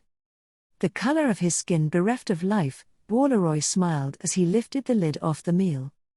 Then, a warm steam and aroma diffused, and Priscilla closed one eye at the dish before her. For something made by an undead, it appeared to be rather respectable cooking. Balleroy, unfortunately, I couldn't sample it since my sense of taste is gone, but I've got experience with cooking, so I don't think it'll taste bad. Oh, please forgive me for giving you the cuisine of commoners. Priscilla, .. As Priscilla remained silent, Balleroy took the fork that was on the platter and used it to stab the food, then, he brought it towards her mouth. Priscilla's arms were bound to the ceiling. She knew she had no choice but to do that, but... Priscilla, I shall lop off your head with my own hands. Calmly announcing that, Priscilla ingested the food presented to her. It was not bad. But, it was cheap. Even when using ingredients from inside the palace, if the skills and conceptions of the chef were cheap, the finished product could not be designated as high quality. At Priscilla's silent pressure, Balleroy gave a wry smile with the face of an undead. Within that smile, Priscilla caught a glimpse of something other than what was being directed towards herself. Balleroy, nah, this just reminded me about how there was a time in the past when I fed a young lass like this, since she was locked up as punishment for causing mischief. Sensing a change in atmosphere, Balleroy divulged the true meaning behind his wry smile. While sensing displeasure in his answer, Priscilla voiced a wipe to have him wipe her mouth, and then... Priscilla, for what reason are you lot destroying the Empire? In resurrection, what is it you desire? Balleroy, it ain't my place to give an answer for the former. But, the latter is quite simple. Upon receiving that question, his wry smile from just before and his light-hearted tone both disappearing, Balleroy responded. In response to the change in atmosphere surrounding Balleroy, Priscilla became alert once again. Inside of him, no, it had been in Lamia too, was that definite indignation. Without betraying Priscilla's impression. Balleroy, the desires of the dead have been fixed since the dawn of time, it's to clear up any remaining grudges or pent-up resentment. Indeed, revealing the heartfelt desires of the undead, Balleroy to Meglif spilled those words in a voice of lifeless laughter. Man, did I get killed? Fucking hell. Kicking off the wet road with a splash, he turned the corner ahead of him with a figure. That instant, his hips slammed against the wooden crate directly in front of him, and he forcefully tumbled over as he screamed an uck. Inside the helmet as it crashed against the wet stone pavement, pain flashed through his forehead, and he saw a spark in his vision. But, as a halo of birds spun above his head, this was not a situation in which he could afford to collapse. Placing his right hand on the ground, he had no choice but to hurry and get back up. If he did not do so, the man would come. Garbed in black, the one who wished to observe him, the one known as Viva the Dissector, would come. Man, if I don't, he'll make my organs spill out again. Viva, I have already come, got it? Man, HK. Feeling a chill in his lungs, he drew the blue dragon's sword from the back of his waist in the blink of an eye. Lacking any technique or form, he swung it around in order to hit his opponent through brute force sweeps, no matter where he may be. However, though it ought to have landed a hit no matter where the opponent was, the blue dragon sword missed. Instead, a scorching pain passed through his armpit, and the blue dragon sword slipped right out of his hand. Man, Gar. HK. Viva, resistance is futile, got it? Even in the best of circumstances, the conditions you meet differ from those of the others, got it? If you shed blood in futility, unable to conform to the Emperor's desires, you will be of no value, got it? Constricting the arm where the blood was spurting out of his armpit, he struggled in vain trying to reduce the amount of blood he was losing. He would have wanted to support the open wound with his opposite hand if possible, but it had already been too long since he said goodbye to that arm for such a wish to be granted. Behind him as he let out cries of pain, dual-wielding curved-edge knives and concealing his mouth with a black cloth, a blue-haired undead turned to face him. The pair of golden eyes glared at him, intently observing him as he shed blood. That his opponent enjoyed gradually torturing people to death was not the case. As long as he believed what Viva had said several dozens of times up till now, his opponent's aim was experimentation. Using the body of a living person, it seemed there were things he wished to ascertain. Likely, that was something he had been doing over and over since the time he had been alive, which was why his alias was the Dissector. Man, so neither can I fight, nor can I escape. I wanna move on to the next one, so could you just make it painless? Viva, to make it painless would be illogical, got it? It is not as though I wish to torment you, there are merely things I wish to ascertain, got it? Man, as I thought, Tilda. So be it. Giving up all hope that he could reason with his opponent, he shifted his gaze towards his fallen blue dragon sword. Fortunately, it was not lying very far from him, and it seemed like he would be able to jump to it. The problem would be whether he would be successful in cutting off his own head or not. If he failed, the suffering would be hopelessly prolonged. This was no time to hesitate. Man, HK. A judgment was made in 1 second, a resolve was settled in 1 second, not even 1 second was needed for him to burst into action. Before the dissector could commence his malevolent deeds, the man immediately dived towards the blue dragon's sword without warning. Viva's response to that act was a move too slow, and in that opening he would use the blade of the blue dragon's sword to slice through his own neck. No, isn't it a little too soon to abandon this life and move on to the hereafter? Man, As he tried to slice with the blue dragon's sword, something was pinning the blade down against the ground. From what he could see, what had done that was a small leg, and continuing upward, was a slender waist, and a crazy smile. Standing on the blue dragon sword with one leg, was the reckless act of a child wearing a Japanese-style outfit. Viva, a child, this is yet another undesired condition, got it?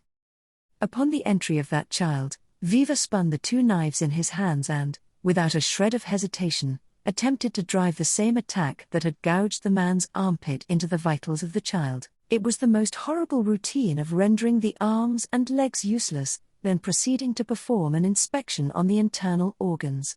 Seeing those blades close in on him, the child raised an eyebrow and... Child, ho. To completely ignore the sudden pretensions of an intruder, I must say bravo. Although... Viva, HK? In the subsequent instant, Viva's head, his eyes wide open, came flying off from his torso. The child had kicked the hand gripping the knife Viva had tried to swing, and as that arm shattered, it was instead Viva's own head that had been severed off by his own knife. And then, the child nimbly switched the foot he had standing on the blue dragon's sword, and his next kick perforated what remained of Viva's torso, and the body of the undead, on which dissection would not be required, was pulverized to smithereens. Child, unfortunately, co-starring with a villain of poor tastes such as yourself is NG. In contrast to the death battle he was taking part in, the child declared so in a frivolous tone. On the opposite side of that remark, the head of Viva, whose body had been destroyed, gave an astonished expression as it crumbled to dust, engulfed by the winds of the Imperial capital. The man could do nothing but watch with a dumbfounded look on his face in his collapsed state, and still with one leg raised, the child turned to face him. Child, pardon me for standing on top of your sword. You see, the floor is wet, right? It would be really uncomfortable for me if my zori got wet. So that's why I'm acting like this. Man, I don't really mind that though. Looking up at the dim-witted pose of the child with one leg raised, he got himself up from his collapsed position and plopped himself down into sitting cross-legged. Just as the child said, it was unpleasant for his butt to get wet, but he was already in a state where it was too late for that, no matter what he did. Man, more importantly, I wanna ask someone to lend me a hand for things that aren't too late yet. Could I count on you to help me out? Child, having only one arm would certainly be an inconvenience. That considerably striking form is exceedingly favorable for me, so it would be a waste if we parted here. That shall do fine. Giving an indifferent smile, the child vigorously added, however, and pointed at the roof of the building directly next to them. Child, as I have informed you, I don't want to get my zori wet. So let's move to higher ground first. Until then, please take care not to lose blood, Mr. Helmet. Man, my name is Al, you Yancha boy, 3. Child, ha. Yancha boy. The way you speak is kinda similar to boss. As the child roared with laughter, the man, still constricting his armpit, Al, gave a long sigh. The child was clearly not an ordinary person, but Al could keenly feel the influence of a certain someone who knew many of the words that the boy was spewing out. Whether this encounter would turn out to be a good thing or a bad thing, either way. Al, wait for me, Priscilla. I, no matter what, will definitely save you. Strength no longer remaining in its 3 heads, the colossal body finally lay limp on the ground. With wings torn asunder, and many ninja tools piercing its body, even when most of what could be said to be vital points were pierced and destroyed, it was difficult to tell just which had been the fatal strike. If there was just one thing he could say. Halibel, this won't do, I ain't good against zombies that ain't human, that's for darn sure. Waving his sleeves about, Halibel muttered as he watched the 3-headed dragon entirely turn to dust.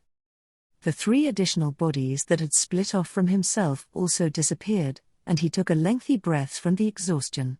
As expected, fighting against an opponent on the level of a dragon took a whole lot of effort. If possible, he never wanted to be put on monster extermination duty again.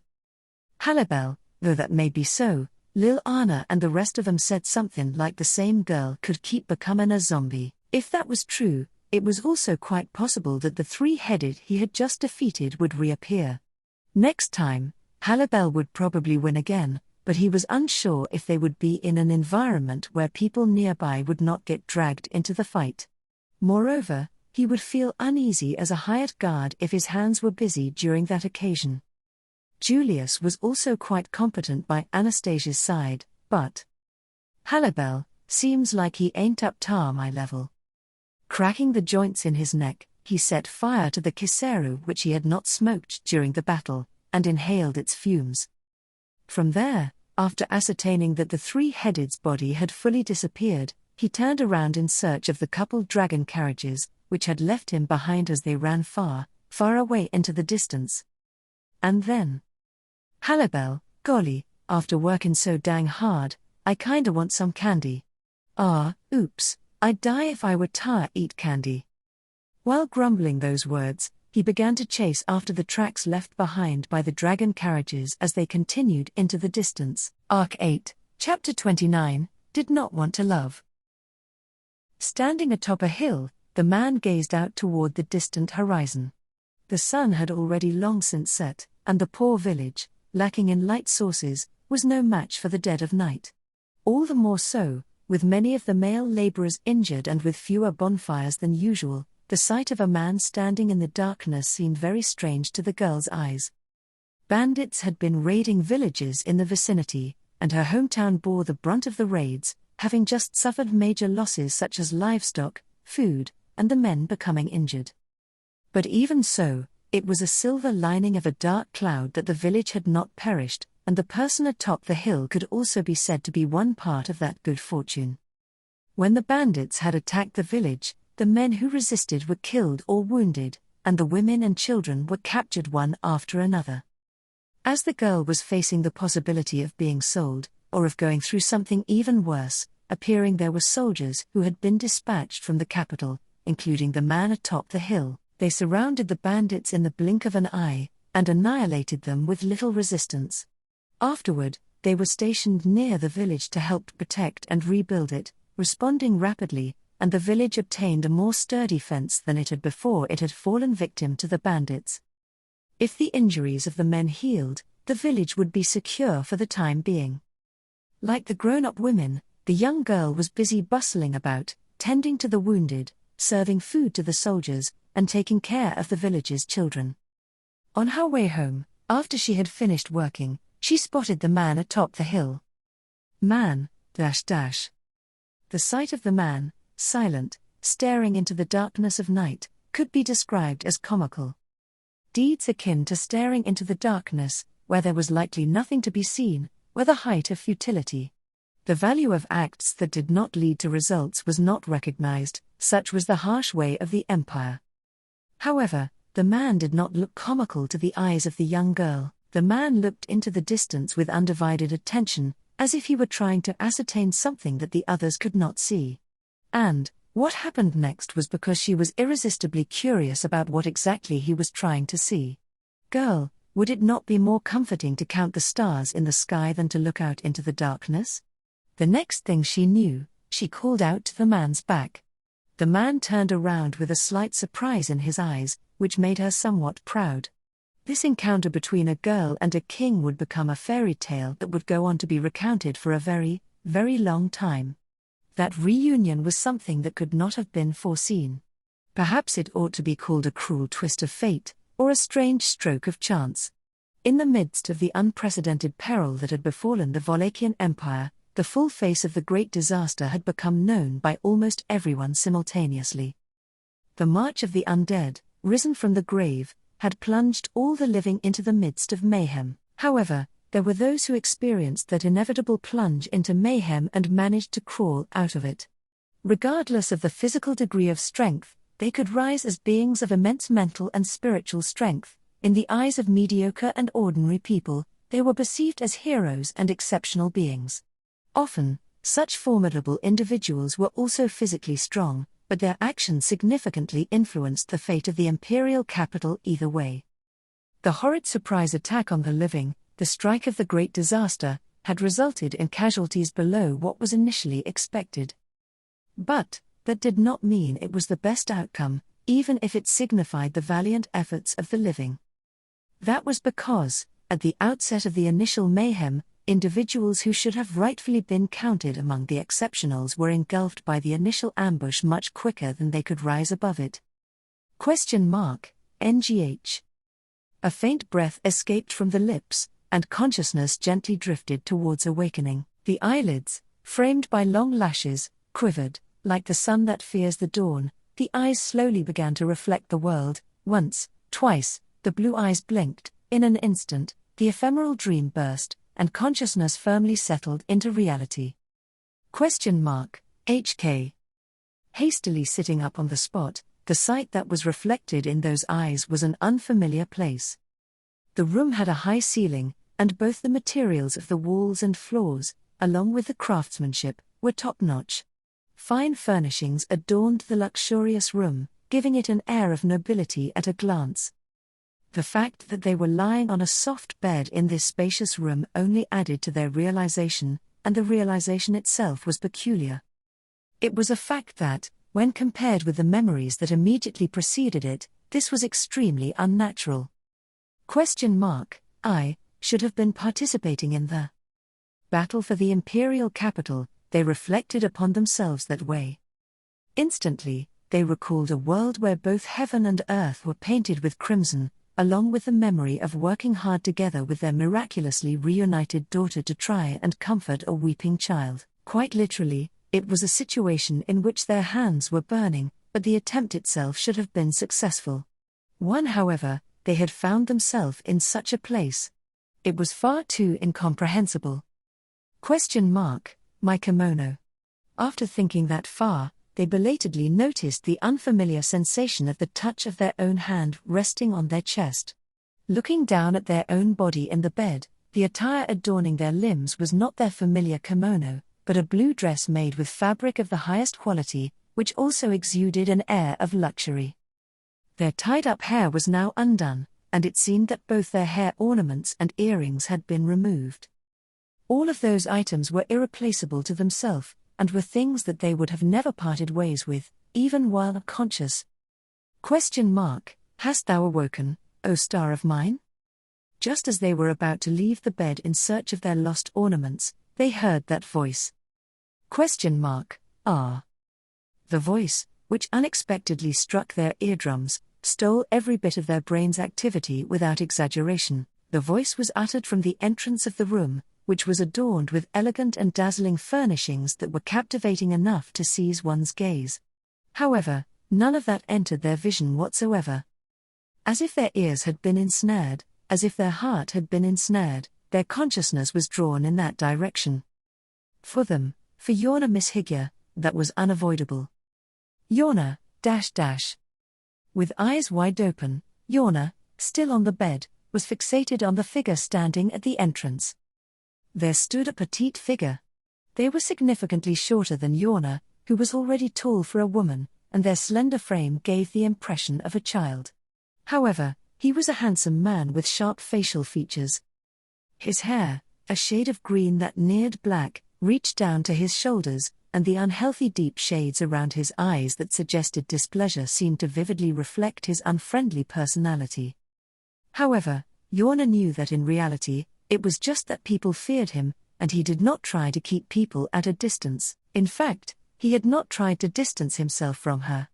Even when facing his final moments, he had sincerely refused to distance himself. So, right now, Yona knew that was why she was here. Because she knew. Yona, Your Excellency, is it? Man, a strange manner of speaking. But I shall allow it. All that is concerned with thy soul, I shall allow. Too harboring a thought utterly unbelievable, Yona posed a question, and that man of small build answered so. Terribly blunt, cold, and pregnant with melancholic weight, for such a short declaration, that voice was packed with so much emotion that it seemed like it would burst apart. That was the excess of obsession present within himself, and the source of that obsession was love. The man before her eyes was in love with Yona Mishigya. That was not understood because he possessed a special power as a result of being loved by Yona, but rather, it was a powerful emotion so abundantly clear that it would be immediately obvious to anyone else if they were present in the room. But then again, it was absolutely impossible for any other person to be present here. After all, this was man, a tryst after a period of near 300 years. None shall pose a hindrance to mineself and thee. Yona, man, show me thy face. Even if thy form is altered, I wish to behold a glimpse of thee from close by. As the man slowly approached her as he spoke those words, Yona's heart trembled. Just what sort of emotion that was the result of, she herself could not clearly tell. Of course, there was joy in this impossible reunion, and it made her feel the urge to jump into his chest. However, at the same time, there were 300 years' worth of reasons why she should not do such a thing.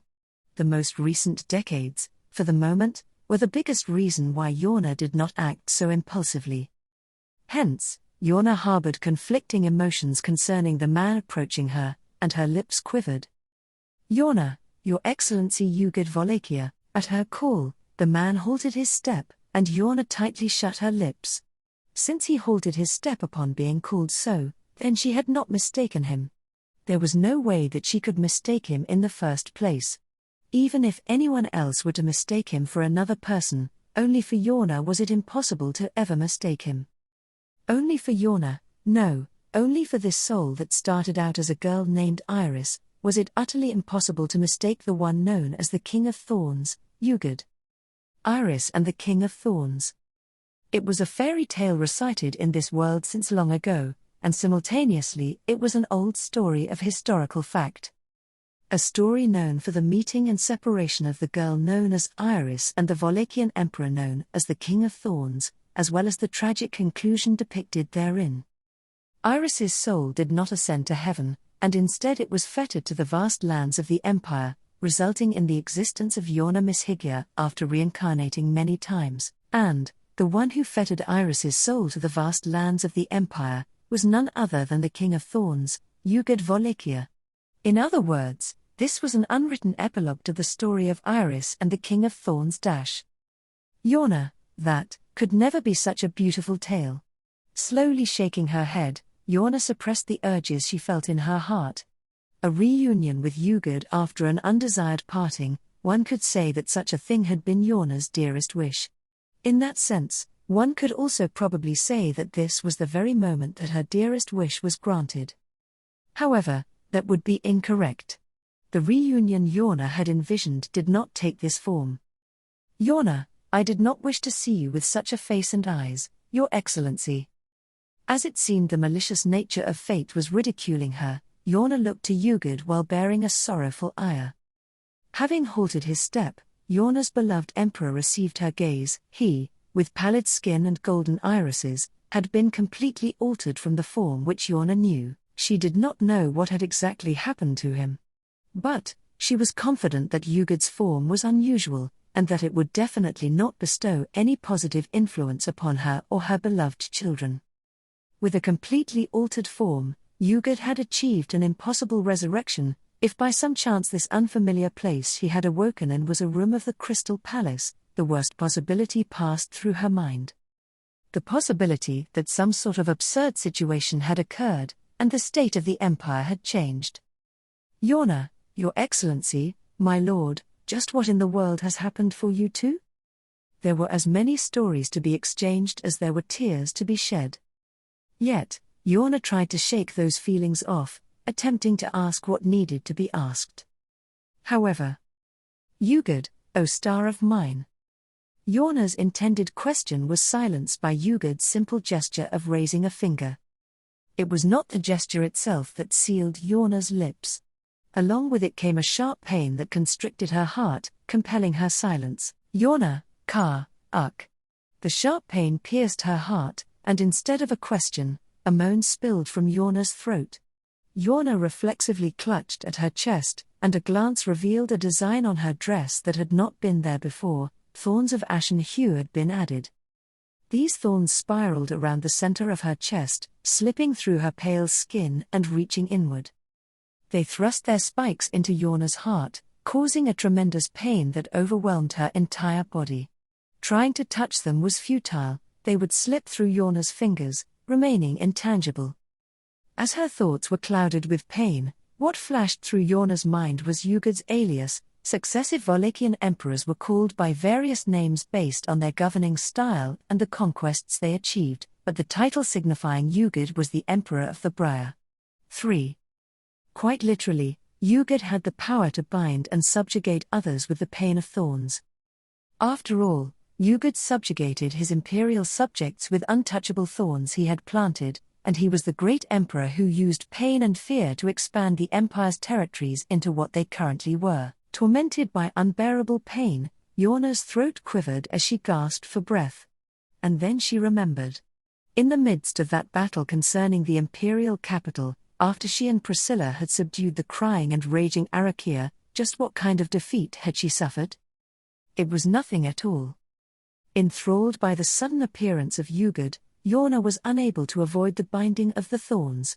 And then, holding both the bound Yona and the unconscious Arakia, Priscilla found herself facing off against Ugod, and behind him, many beings with golden eyes. Yona, Prisca, is she safe? This question was posed amidst sharp, intense pain.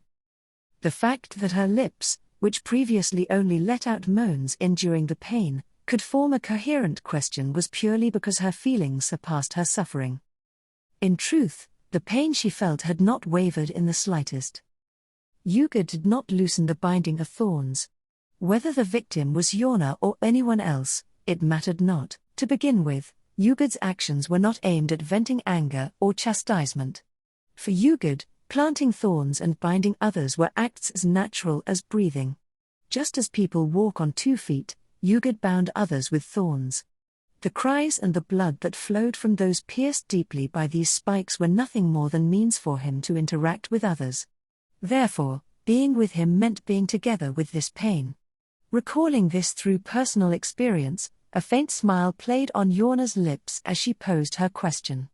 Yona, the two who were with me at that place, are they safe? Ugod, if thou were with them, they did not catch mine eye. What falls within mine sight, O star of mine, is naught but thee. Yona, is that so? Ugod's response to her repeated inquiry was not what she had desired. But, hearing the tone of Yona's voice worsen by this, Ugod narrowed his eyes, as if contemplating something. Ugod, however, the witch hath brought some living beings into the castle, perhaps those of whom thou spoke are amongst them.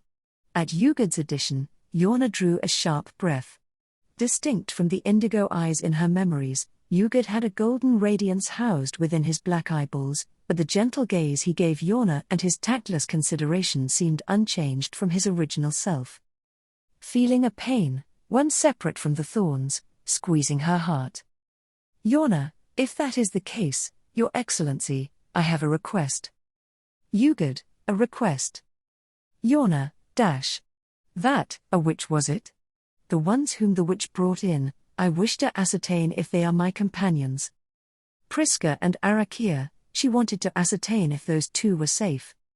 For Yona, who did not fully understand the current situation. The highest priority at the moment was the well-being of those two. If that were to be granted. Ugod, wilt thou give up on death, O star of mine? The words uttered by Ugod pierced Yona's chest once more with a different sort of pain. Yona, . As Yona raised her face without releasing any vocalization, Ugod looked down on her. Hearing Ugod's words, Yona was unable to say anything at once. There was no way she could say something like "what nonsense." That had unmistakably pierced Yona's true motives. Her soul fettered to the vast lands of the Empire, she was resurrected with a new name in a different body each time she died. Repeating that over and over, Yona, Iris, harbored a desire. Ugod Volakia had seen right through that.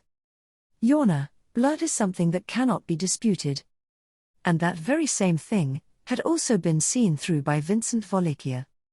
For that reason Yona had chosen to join forces with Vincent, and to throw herself into the battle to recover the Imperial capital from traitors.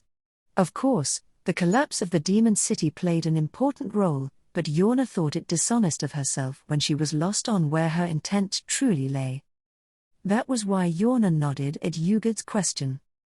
Yona, if it saves the lives of those children, then my death is but a trifling matter. Ugod, that shall do fine. I shall grant thy request, O star of mine. As Yona smiled through the pain, Ugod nodded with no change in his expression. Then, he resumed his halted step, came right before Yona's eyes, and gently touched Yona's cheek with his outstretched hand.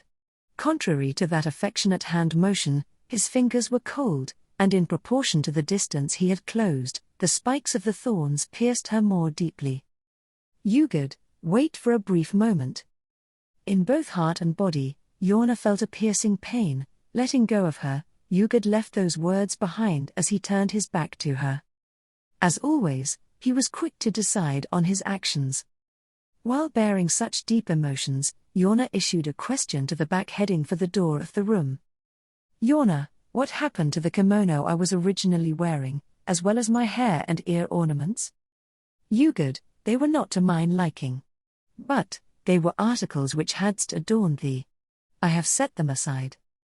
Speaking thus, Ugod gestured to a shelf beside the bed, and concluded his reply to Yona without wasting any more words. Proceeding to exit the room, that candidness of Ugod was undoubtedly that of the man which Yona knew.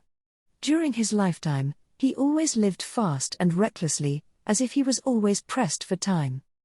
Wanting to tell him that there was no need to rush, Iris once lined up next to him. Yona, just like a helpless little girl. Loosely shaking her head, Yona slipped out from the bed, and reached for the shelf. Opening the drawer, Yona's kimono and obi were carefully folded, and there was also a pouch that contained her hair ornaments and earrings, making her let out a sigh of relief. Perhaps because that sense of relief was too great. Yona, ah. An unusually feeble sound leaked from her throat, and at the same time a heat ran through her cheeks. Yona, coo. Her body bending forward, Yona tightly clenched her teeth and choked back a sob. She could not allow the likes of tears to flow. That was a curse that would revert the firmly constructed flamboyant, the mistress of the demon city known as Yona Miss Higia, into the mere village girl, Iris. To return to being Iris would mean to narrow her focus down to only just one person whom she loved. In these 300 years up until now, she had been someone's child, someone's parent, someone's wife. To return to being Iris would mean to pretend that all of those days gone by had never even happened. Yona, why, Your Excellency? Why now? Prisca, the residents of the demon city, many of the people living in this empire, she wanted to remain as herself, who loved them. The pain of the thorns asserting themselves through spikes within her heart was trying to make her forget all of that. That nostalgic sweet pain was enough to drive her mad, and frighteningly, Yona could not resist it. She could not resist it. Arc 8, Chapter 30, Bad News. The fortified city of Garkla was a great city listed among the top 5 of the Volakian Empire. The neighboring countries that were the Kingdom of Lagunica and the Kararagai city-states, Garkla essentially resided alongside the national border of these two countries, with a large mountain at its back, and numerous robust forts lining the insides of its defensive walls. The city had become an important location of mighty defenses. However, the legend of the city extolled for such sturdiness came crumbling down by hand of the witch cult Sin Archbishop of Greed, who had assailed Garkla by his lonesome over a decade prior. The damage to the fortified city included the death of several thousands in the standing army, the death of the one who was considered to be the strongest warrior in the Wallachian Empire, Kurgan, the Eight Arms, and finally, the annihilation of several forts, leaving it as one of the worst losses in the history of the empire. Since then, a deep scar had been carved into the fortified city. Coming to the present day, the restoration of the city and recovery of its functions had not been complete, and the international tension between countries remained high. And that was the kingdom's understanding of the fortified city's state of affairs. In the deepest part of the city, a large fortress had been carved out in the mountainside of the adjacent Mount Gilderay. Roswell stood by the window of the conference room, smiling as he looked over the cityscape. The city had plenty of shelters that were amply stocked and sufficiently spacious, which now accommodated the soldiers and refugees who had barely escaped the Imperial capital with their lives, finally allowing them to welcome the sensation of relief. Below, several forts erected during this lifetime were used to realize that scene, but not even a single one of those buildings were under construction. Roswell, this is quite different from what I had heard. Even within the Empire, the only rumor about the fortified city was that it was in the middle of reconstruction. Let alone citizens of other countries, the true state of affairs in the fortified city was not even well known to Imperial citizens. If any country had taken action on the information that the fortified city was incomplete, it would have been greeted by the perfect structure imposed by the Empire. As expected, the Empire utilized its own scandal for the sake of war. He was more impressed than he was initially surprised, and, thereupon, if even the famous first-ranked magician of the kingdom was not aware, then it seems that our information control has functioned quite well. Roswell, you wouldn't leave such visible and audible weaknesses lying around, would you? Goodness I take my hat off to the Empire's meticulousness. With this tone of admiration, Roswell turned around as he shrugged his shoulders. In front of him, standing there was a grey-haired old man, the Imperial Prime Minister, Bastet von Dalphon. During the attack on the coupled dragon carriages, he was a person who had assisted in breaking the deadlock of that strenuous fight. At one point, he was ejected from the coupled dragon carriages and his survival had been in danger, but just by a hair's breadth, he was rescued by Frederica, who had been chasing the dragon carriage, allowing them to rejoin forces in the fortified city. Nevertheless, under those circumstances, it was not an unscathed return. Roswell, how are you feeling? The degree of your burns were quite extensive, Bastet. Much gratitude for your concern. Fortunately, thanks to the power of that healer girl, I have escaped death.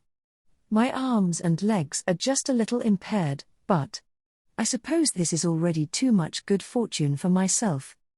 Roswell, I see. As Bastet said this, he struck his cane using one of his hands, limping along with his right leg. No matter how great the effectiveness of healing magic, it would take a miracle to create results far beyond the upper limits of an individual's resilience. Unfortunately, Bastet's miracle seemed to have ended when he narrowly escaped death. But then again, the old man appeared to consider even this event to be far too miraculous. In any case, it is fortuitous that we were able to enter the fortified city with minimal human casualties and without losing any significant war potential. It is regrettable that the Prime Minister's leg is impaired, but we couldn't have hoped for a better outcome. Stating this, having entered the conference room together with Roswell, was Serena. She sat at one of the seats of the round table in the middle of the room, and while tracing the scar on her face with her finger, she pulled out the chair beside her for Bastet. Towards this unbefitting consideration of hers, Bastet bowed, and then took his seat. Bastet, the words of High Countess Drakroy are lacking manners, but her gestures are considerate. I am at a loss for how to perceive you. Serena, don't think too hard about it. Both are parts of me. If this fortress were to crumble, I'd be running around propping up the withered Prime Minister and expressing my honest opinions regarding the effort without hesitation. Bastet, I see. This is quite challenging to comprehend. That frankness added a layer of complexity to Serena's charm, but Bastet's attitude also gave the impression of having peeled away a veneer. The attack of the flock of undead flying dragons led by the Poison Princess.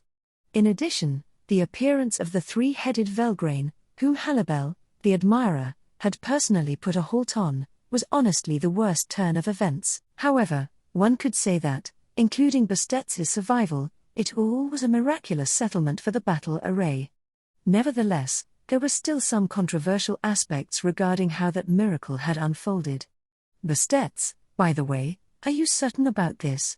That Her Excellency Lamia can no longer be resurrected? Roswell noticed a strange trace of warmth in Bastet's question as he took his place at the round table. However, unlike Serena, he refrained from making tactless inquiries. Instead, Roswell just simply stroked his chin. Roswell, it seems that the other party has found a way to break the technique that combines the sacrament of the immortal king with restoration magic. Princess Lamia Godwin has been cut off from her means of resurrection through that method. No, in this case. Serena has been saved, perhaps, is a tad bit too arrogant of a way to say it. Serena pointed out the part that was hesitated upon without any mercy. Regarding that point, neither did Roswell himself have a clear answer. He could not gauge whether or not a life resurrected as an undead would welcome its own existence. If he was to give his own personal opinion, he would not necessarily condemn the resurrection of life itself as evil. However, the state of being resurrected as an undead. Bastet, saved. Or perhaps, liberated may be a more appropriate way to put it. Serena, oh? It's quite surprising to hear you say that, Prime Minister. Raising an eyebrow at Bastet's words, Serena murmured inquisitively. With her gaze fixed upon him, Bastet, with both of his hands on the handle of his staff, let out a deep breath. Bastet, I do not believe that Her Excellency Lamia would have approved of such a state of affairs. Her Excellency must have been aware of her own defeat. That was an unwelcome opportunity. Serena, in that case, you mean to say that she would have preferred to have been vanquished? Considering that, the fact that she attacked us in such numbers still doesn't quite add up. Bastet, even so, I believe Her Excellency had different intentions. Bastet, with his thread-like eyes cast down, held an unhidden desire in his heavy murmurs. Roswell had a sense that he understood Bastet's emotions. Unfortunately, Serena, her palms propping up her chin, did not seem to have grasped the same sentiment at all. In any case, this was a significant part of the discussion. Roswell, the enemy is formidable, and the situation is in turmoil. It's a precarious situation that requires us all to unite. This isn't the time for us to have internal conflict. Isn't that so, Subaru-kun? ? I know that without you having to point it out. With a wry smile, Roswell called out to the entrance of the conference room. A black-haired boy, who had just opened the door and peeked his face in, answered with a bitter look on his face. Subaru, I wasn't able to talk more because it was an emergency, but I'd like to share the information again. This girl Spiker, formerly known as Louis, was originally a Sin Archbishop of the witch cult. Spiker, Au. At the very beginning of the discussion in the conference room of the large fortress, Subaru openly revealed the true identity of Spiker, who was standing next to him. The side that was already aware of the situation from the start on the coupled dragon carriages accepted the confession quietly, of course. On the other hand, the reaction from those of the Empire, who did not know about it, was as one would expect. Dumbfoundedness and astonishment came first, followed by a reaction whose nature would remain the same whether the confession was the truth or a joke, that was to say, it was rage. What are you saying? A Sin Archbishop? Impossible. You say this thoughtless remark knowing that this is the fortified city? The city that was once felled by a sin archbishop. Indeed, it was Goes Ralphon who yelled even louder than usual. Goes, who had made great contributions to the defense of the coupled dragon carriages, and had hurriedly joined the meeting after receiving treatment for his wounds, his cry was probably the consensus of those who were hearing the situation for the first time. However, this was neither a joke nor a game. Subaru, I've also heard about how that piece of shit Regulus went on a rampage in this town. I don't know if it's any consolation, but we took care of that bastard, so forget about him for now. Goes, I care not about that abhorrent villain. What matters are the sins carried by that cursed title of Sin Archbishop. Do you understand? Subaru, I know. Goes' voice was so loud that it created an illusion of a wind that made one feel as if they were about to be blown away. But Subaru did not take a single step back from Goes' angry bellow and instead answered him head-on. Even Goes widened his eyes with a mile per hour as he heard the direct response from the child Subaru. Bastet, may I? Just when Goes' momentum had stalled, it was Bastet who raised his hand instead. As the Imperial Prime Minister looked upon Subaru and Spiker beside him with his thread-like eyes. Bastet, the fact that you went through the trouble of confiding this to us is a sign that you consider her presence and skills to be necessary for further discussions. In other words, you believe that she has something to do with liberating Her Excellency Lamia from the yoke of the undead? Subaru, yeah, that's right. It's helpful that you spoke up so quickly. As expected, I'd be in trouble if Bastet died on his own. Bastet had inferred the general situation from the flow of the discussion, and while nodding his head in affirmation, Subaru unintentionally said such a thing. During the battle of the coupled dragon carriages, Bastet had faced Lamia alone, and he even risked his life removing her and her additional bodies from the divine protection of wind evasion. Nonetheless, his actions were completely of his own judgment, and almost cost him his life. Subaru, please, don't let even the smart people be infected by the Empire's customs. There's nothing great about accomplishing something at the cost of your life. Bastet, it seems there are differing opinions on that, but at the very least, I do not think there is much to be gained in exchange for my life, I will admit that. Bastet spoke while compromising where he had to, and remaining stubborn where he could not. Subaru thought in a similar way, so it seemed likely that they would remain on parallel paths when it came to the value of life. But then again, Subaru had no intention of letting them die in the line of duty nobly. Serena, so? Since you affirmed the Prime Minister's question, there's no doubt that the Sin Archbishop girl is immediately effective against the undead. But what in the world did she do? Subaru, it's hard to give a specific explanation about that, but Serena rested her chin in her hands atop the round table and prioritized her curiosity over her hostility toward Spiker. She asked the obvious question, and Subaru glanced over at Spiker. Receiving his gaze, the girl blinked her blue eyes, and as her hand was lifted by the one holding it. Subaru, with the authority of gluttony, Spiker can eat the special powers of anyone whose name she knows. Is what I think. With that, she can nullify the technique of the unlimitedly reviving zombies. Anastasia, what sort of weightless explanation is that? If you don't tell me more clearly, I'll be left feeling uneasy and not the least bit relieved, you know? Subaru, look, even I'd like to give a more convincing and concrete explanation. Anastasia, who was supposed to be his ally, mercilessly shot Subaru in the back after he made such a vague statement. But naturally, it was logical to shoot, and the contents of the shot were fatally unavoidable. On the other hand, it was also true that Subaru could not explain it in any other way. Beatrice, in any case, Subaru's aim was right on target, in fact. With that girl's authority, that troublesome zombie princess fled, I suppose. Her retreat wasn't a lie or a bluff, in fact. Julius, I am in agreement with Beatrice Summer. And the pruning corps who held their ground in order to help buy time for their master's retreat. It is hard to believe that all of their valiant efforts were the product of some compromise. Anastasia, the two of you are given emotional answers. But that's just circumstantial evidence. If you ain't sure of its effectiveness, you'd know it's too dangerous of a drug to use, right? Subaru, that's.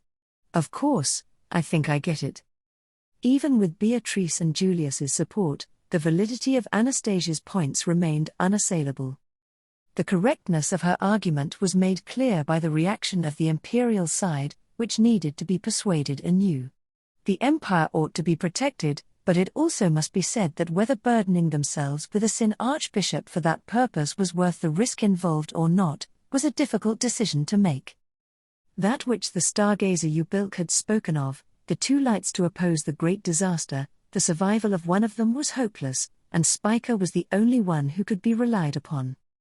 Subaru's realization of Spiker's potential came after Beatrice and Roswell's exhaustive investigation concerning the onslaught of zombies, which turned out to be utilizing the sacrament of the immortal king and restoration magic, using the authority of gluttony to interfere with the souls of the zombies, as mentioned before. The exact result that would be yielded upon Spiker's authority being exercised was not known. But, as for Lamia Godwin, the target of Spiker's authority, her name was not forgotten by Subaru and his group, nor her half-brother, Abel. And upon her departure, Lamia showed no signs of having amnesia. Therefore, her memories had not been eaten either. So, just what had Spiker eaten? In this current situation, there was no other choice but to put forward all kinds of wild theories such as their fates, causalities, roles, or the abnormal conditions that were cast upon them at the time. Of course, Anastasia's point that this all was lacking in persuasion was understandable. Amelia, but, this girl might be able to stop the other zombies too, right? I think that's really important. Then, while Subaru struggled with that, Amelia, seated at the round table, raised her eyebrows and spoke up. Anastasia narrowed her pale turquoise eyes at Amelia's remark. Anastasia, I ain't sayin' that I don't understand Amelia San's feelings. I'm also fed up with all this clamorous great disaster stuff, and I likewise wanna jump on the winning strategy. Even so, using the power of a Sin Archbishop's just. Amelia, that's not what I meant. Of course, it's true. But I want to do something about the fact that people who have died are being turned into zombies. Subaru, you want to do something about the zombies? Amelia, I don't know how to put it, but I really hate that people who are no longer here are being turned into zombies and manipulated like that. Abel, for instance, I'm sure he didn't want to meet his sister like that. And the same goes for Medium Chan. Amelia's eyes, framed by long lashes, were downcast, and she touched on the absent medium. Her absence was in larger part due to her current condition rather than her being excluded from the conference. The final undead she had encountered aboard the coupled dragon carriages was the cause. Receiving Spiker's star eating, Lamia had lost her ability to multiply and was about to be destroyed. Obeying her call, the undead flying dragon along with the undead flying dragon rider who commanded it had recovered her. It seemed as though that person had had a relationship with the siblings Flop and Medium during their lifetime. Shocked by the fact that someone close to her had turned into an undead, Medium, now that the crisis was over, was holed up in a room in the fort, and refused to show her face. It was an event that forced the always bright and positive Medium to become like that. Subaru, too, felt pain in his heart, but he had not been concerned about her in the same way that Amelia was. That was why, even after all this time, Subaru was surprised by Amelia's comment. He was so focused on the threat of the zombies that he could not even stop to think about the grief that they were causing. Otto, Amelia Summer may have a slightly different view, but there is no doubt that those zombies are troublesome things. To begin with, the form they have been resurrected in is unnatural. Though to say that they are completely flawless would be far too convenient. While Subaru was feeling ashamed after hearing Amelia's opinion, it was Otto who interrupted her. After observing the situation for a while, he looked up at the ceiling, leaning his back against the wall of the fort. Otto, the zombies are likely not merely resurrected beings. Until now, a great number of. Though one part of that was many of that one woman showing up, ignoring that, we have seen many zombies. I do not believe that all of them had a grudge against His Excellency the Emperor during their lifetimes. Naturally. Subaru, yeah, naturally indeed. Beatrice, no matter how you look at it, such a thing would naturally be impossible, I suppose. At Otto's interjected doubts and advocacy, a forceful sense of trust compelled Subaru and Beatrice to nod. No matter how much Abel might have seemed to others to be a callous and cold-blooded emperor, there was no doubt that he was not only hated, but respected as well. Subaru had witnessed and heard about this unbelievable fact during his travels throughout the empire. In other words, Otto, we should assume that the aggressive sentiment toward His Excellency Vincent and the Wallachian Empire was implanted or amplified in the process of being resurrected as zombies. Julius, brainwashing, is it? I think that is a valid point. Beatrice, I heard something from the soldiers fighting at the rear. In fact, it seems that there have been cases where when a soldier who was fighting with them died, that same soldier would immediately turn into a zombie and attack them, I suppose. Julius, those who were fighting as allies until just previously, attack as soon as they turn into zombies. It appears that Otto Donno's assessment is certain. Otto, indeed. Having expressed his opinion regarding the zombies, Otto gave a curt response to Julius's affirmation. Subaru furrowed his brows at that distant response, but Julius and Anastasia did not seem to bother and accepted it as a given. Anyhow, Roswell, about Otto Kuhn's opinion, it is something I have discussed with the Prime Minister and Countess Drakroy just before you all arrived. According to that, don't make such an unpleasant face. Serena, postponing the delving into the details of Roswell's relationship with the Internal Affairs Minister, the Prime Minister also held a similar opinion. Isn't that right? With the subject from Roswell and Serena taking a stab at his interest, Bastet nodded. He kept his hands resting on his staff, and as he surveyed the participants of the meeting with thread-like eyes that were difficult to read. Bastet, considering Her Excellency Lamia's character, she would not wish for a second life. Much less, would she ever do something akin to planning to overturn the death of her first life. Subaru, so as expected, they were brainwashed into attacking us in such extremely high spirits, right? Bastet, I suppose we ought to consider it as such. Of course, it is also possible that they were revived without any resistance, and deliberately cut no corners to test whether the current empire is worth preserving. Goes, in that case, the Wallachian Imperial family. Beatrice, I'd like you to drop that fervor right now, in fact. While prefacing that he would not have made that judgment under normal circumstances, Bastet was strangely proud that he could not deny the possibility of making strange judgments even if some aspects of normalcy remained. In any case, it appeared that the consensus was that the zombies' thoughts were not normal. Subaru, the zombies who've come back to life will be hostile to us no matter what. In that sense, just like Amelia Tan said, we need to stop the enemy zombie attack as soon as possible. For that purpose, Spiker's power is necessary. In practical terms, I don't think this can be conceded. Otto, but with that many zombies? You want to take the time to eat them all up one by one? If we are speaking in practical terms, I do not think that can be ignored either. Subaru, if it's necessary, then I'll do it. Just munching on the yummy bits and discarding the rest, that's not the kind of resolve I grab this girl's hand with. In more than just a figurative sense, Subaru tightly clutched Spiker's hand, and declared to Otto. Receiving Subaru's gaze, Otto turned to look at Spiker as if peering into her heart. It was a gaze filled with unrelenting suspicion, and Spiker, facing him while clutching Subaru's hand back. Spiker, wow! With such vigor, she growled as if to assert that she had made up her mind to tread this thorny path.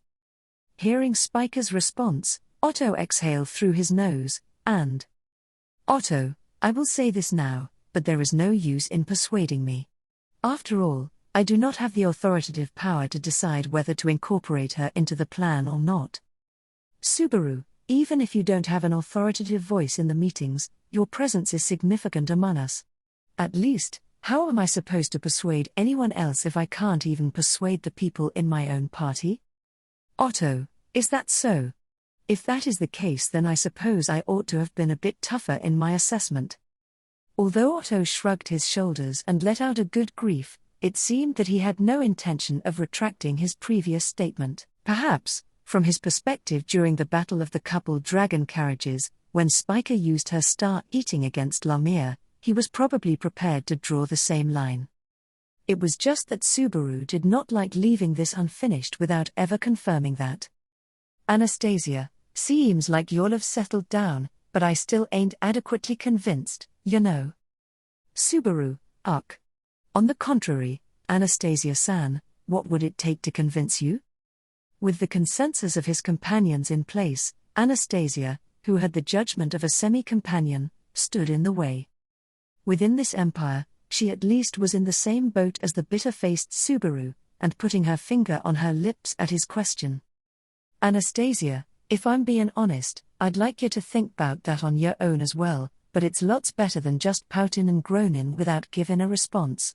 First of all, ascertaining what that girl is capable of, then if possible verifying the subsequent impact it has, Subaru, what she's capable of, and the subsequent impact. Amelia, by what she's capable of, you mean that she can stop the zombies from getting up again, right? But as for what happens afterwards? Anastasia, both Natsuki-kun and Amelia-san should know just how horrible the authority of gluttony is. At Anastasia's soft remark, Subaru held his breath, and Amelia widened her eyes. That was, though an obvious matter, something that could not be left unmentioned. The authority of gluttony, victims that it had brought about were present throughout the world. In the conference room alone there was Amelia and Julius, and Rem was also present inside the fort. Well, in the sense that everybody else also suffered the impacts, everyone could be said to be a victim of gluttony. Since they were intentionally making use of that authority, it was natural to assess the risks. Beatrice, so far, nobody has forgotten about the girl who multiplied herself, I suppose. Anastasia, that's right. But, ain't nobody thinks that she didn't eat nothing. It may not be the name or memories, but once whatever she ate accumulates, what'll happen to the girl? Subaru, that's. Anastasia, like Natsuki-kun admirably suspected, what if she ends up going back to being the girl she once was? Anastasia's probing was merciless, and Subaru had no choice but to hold his tongue. All he could do was pray with a baseless, purely emotional belief. Belief in the girl who had been granted the new name of Spiker, and chose a different way of life from Louis Arneb. Belief, in a way, that this authority, which could be said to have been with the child since birth, would be guided in a way in which many people would deem it as just. Julius, Anastasia Summer, it can be said that there is no way to ascertain that. Of course, I believe we ought not to be lacking in vigilance, but Anastasia, I can't give you proof that I ain't scheming a business plan that I ain't got either, so that, I at least want the certainty of a reward for going down a dangerous path. Julius, so, I take it as you want the definition of the results from employing Miss Spiker's authority?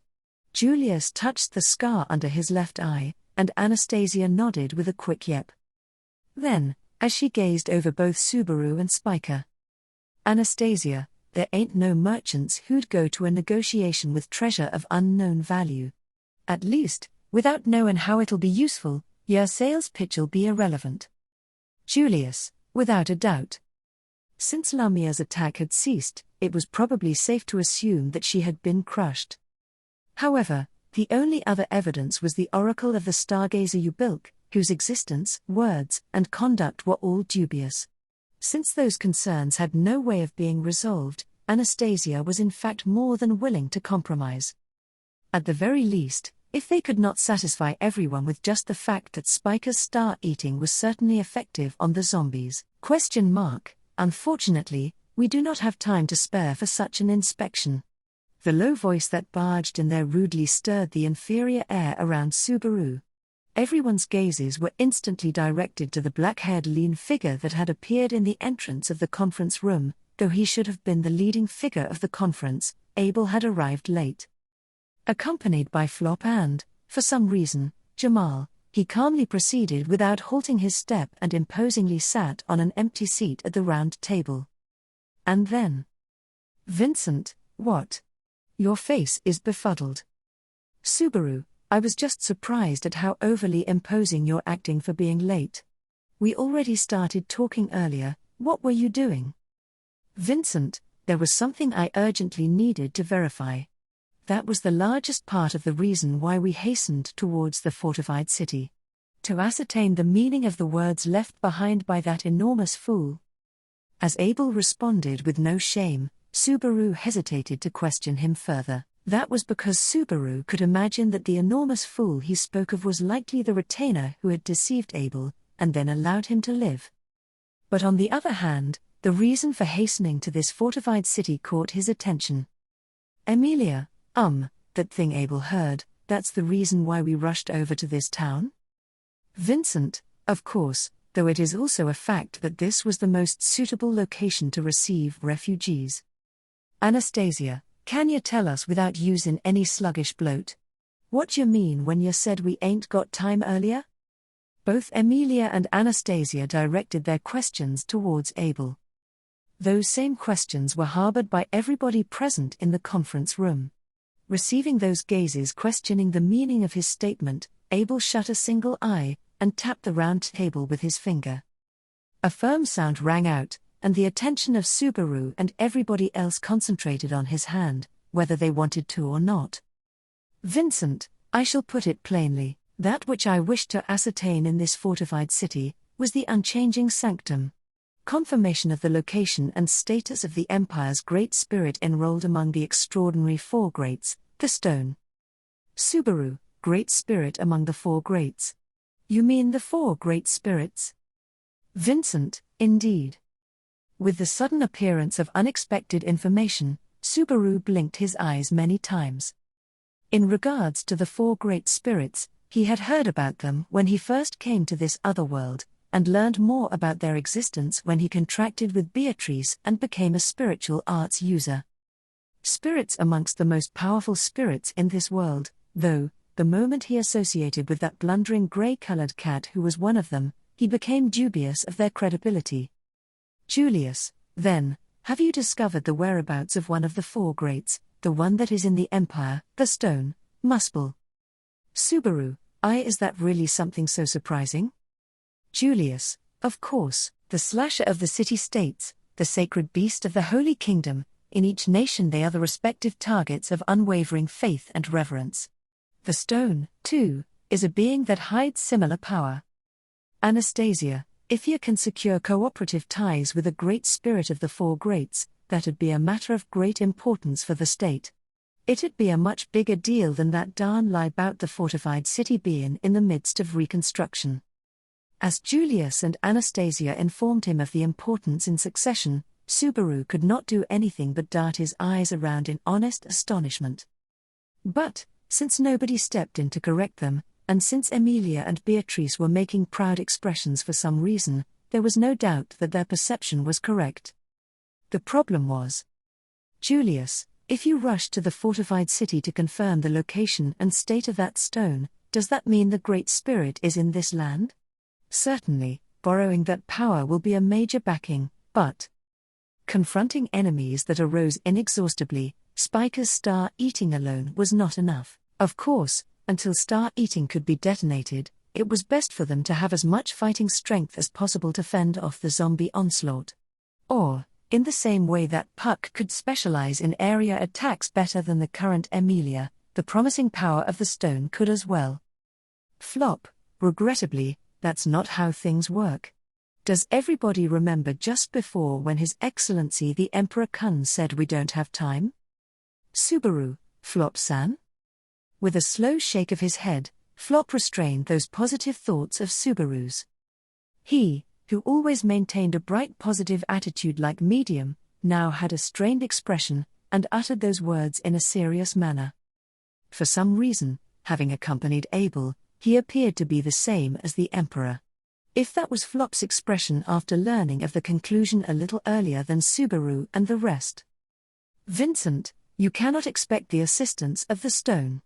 If anything, The existence of the stone is being put to use by the opponent. By the great disaster, Subaru, what do you mean? The great spirit, Vincent, is in the palm of the enemy's hand.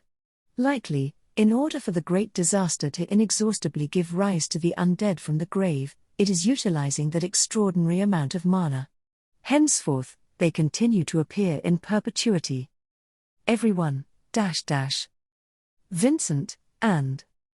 Eyes widened at the horrible report, Subaru looked in disbelief at Abel as the latter still proceeded to continue. But, Subaru did not possess the ability to deter his words. In the midst of the strained air of the conference room, Abel continued without halt. That was. Vincent, I expressed it as in perpetuity, but that is not accurate. No matter how much mana is in the stone's possession, it will eventually run out. When that happens, the vast lands of the Empire will meet their demise.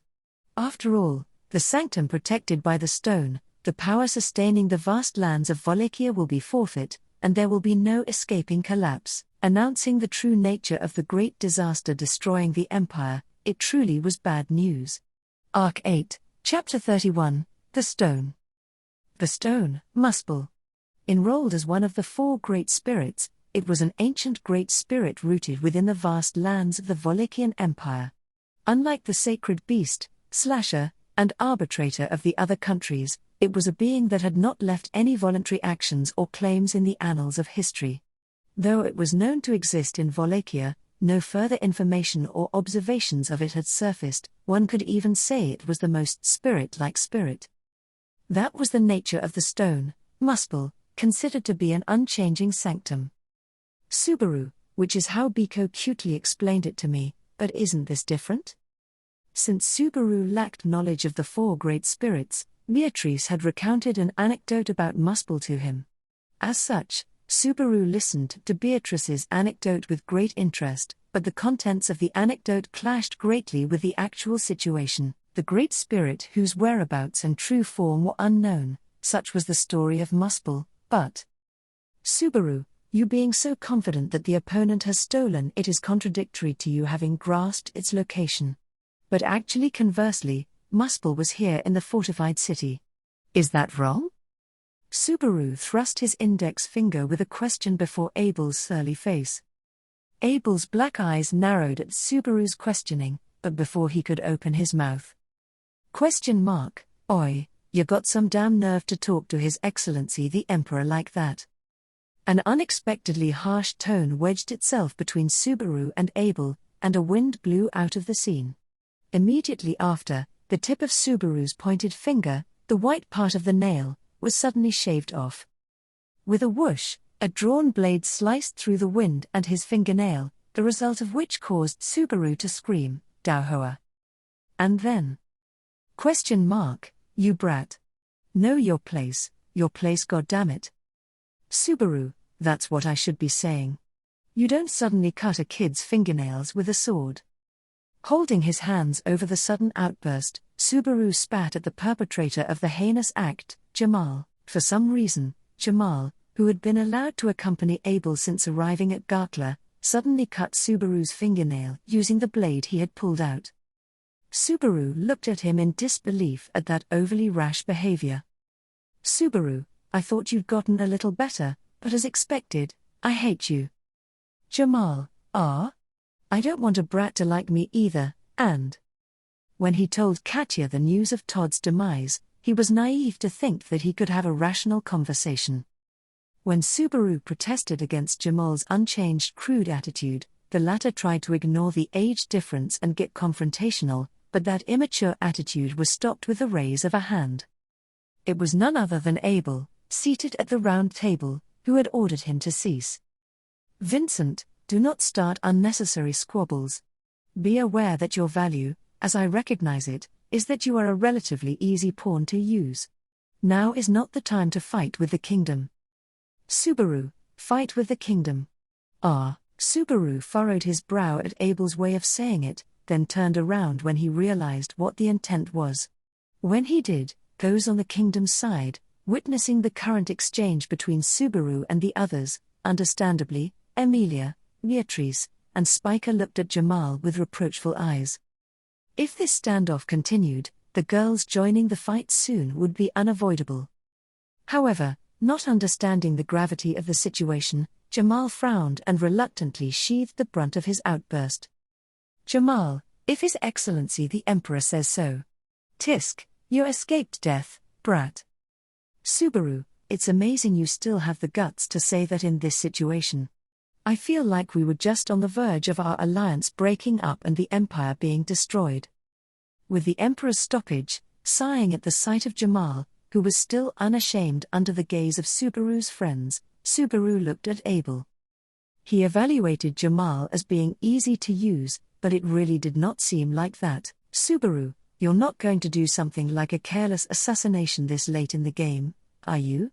Vincent, in fact, if someone were to surrender with my head in their arms, I suppose it would not be a detriment to them.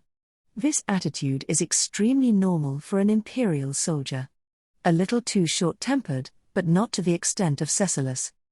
Subaru, it's not fair to use Ceci in your comparison.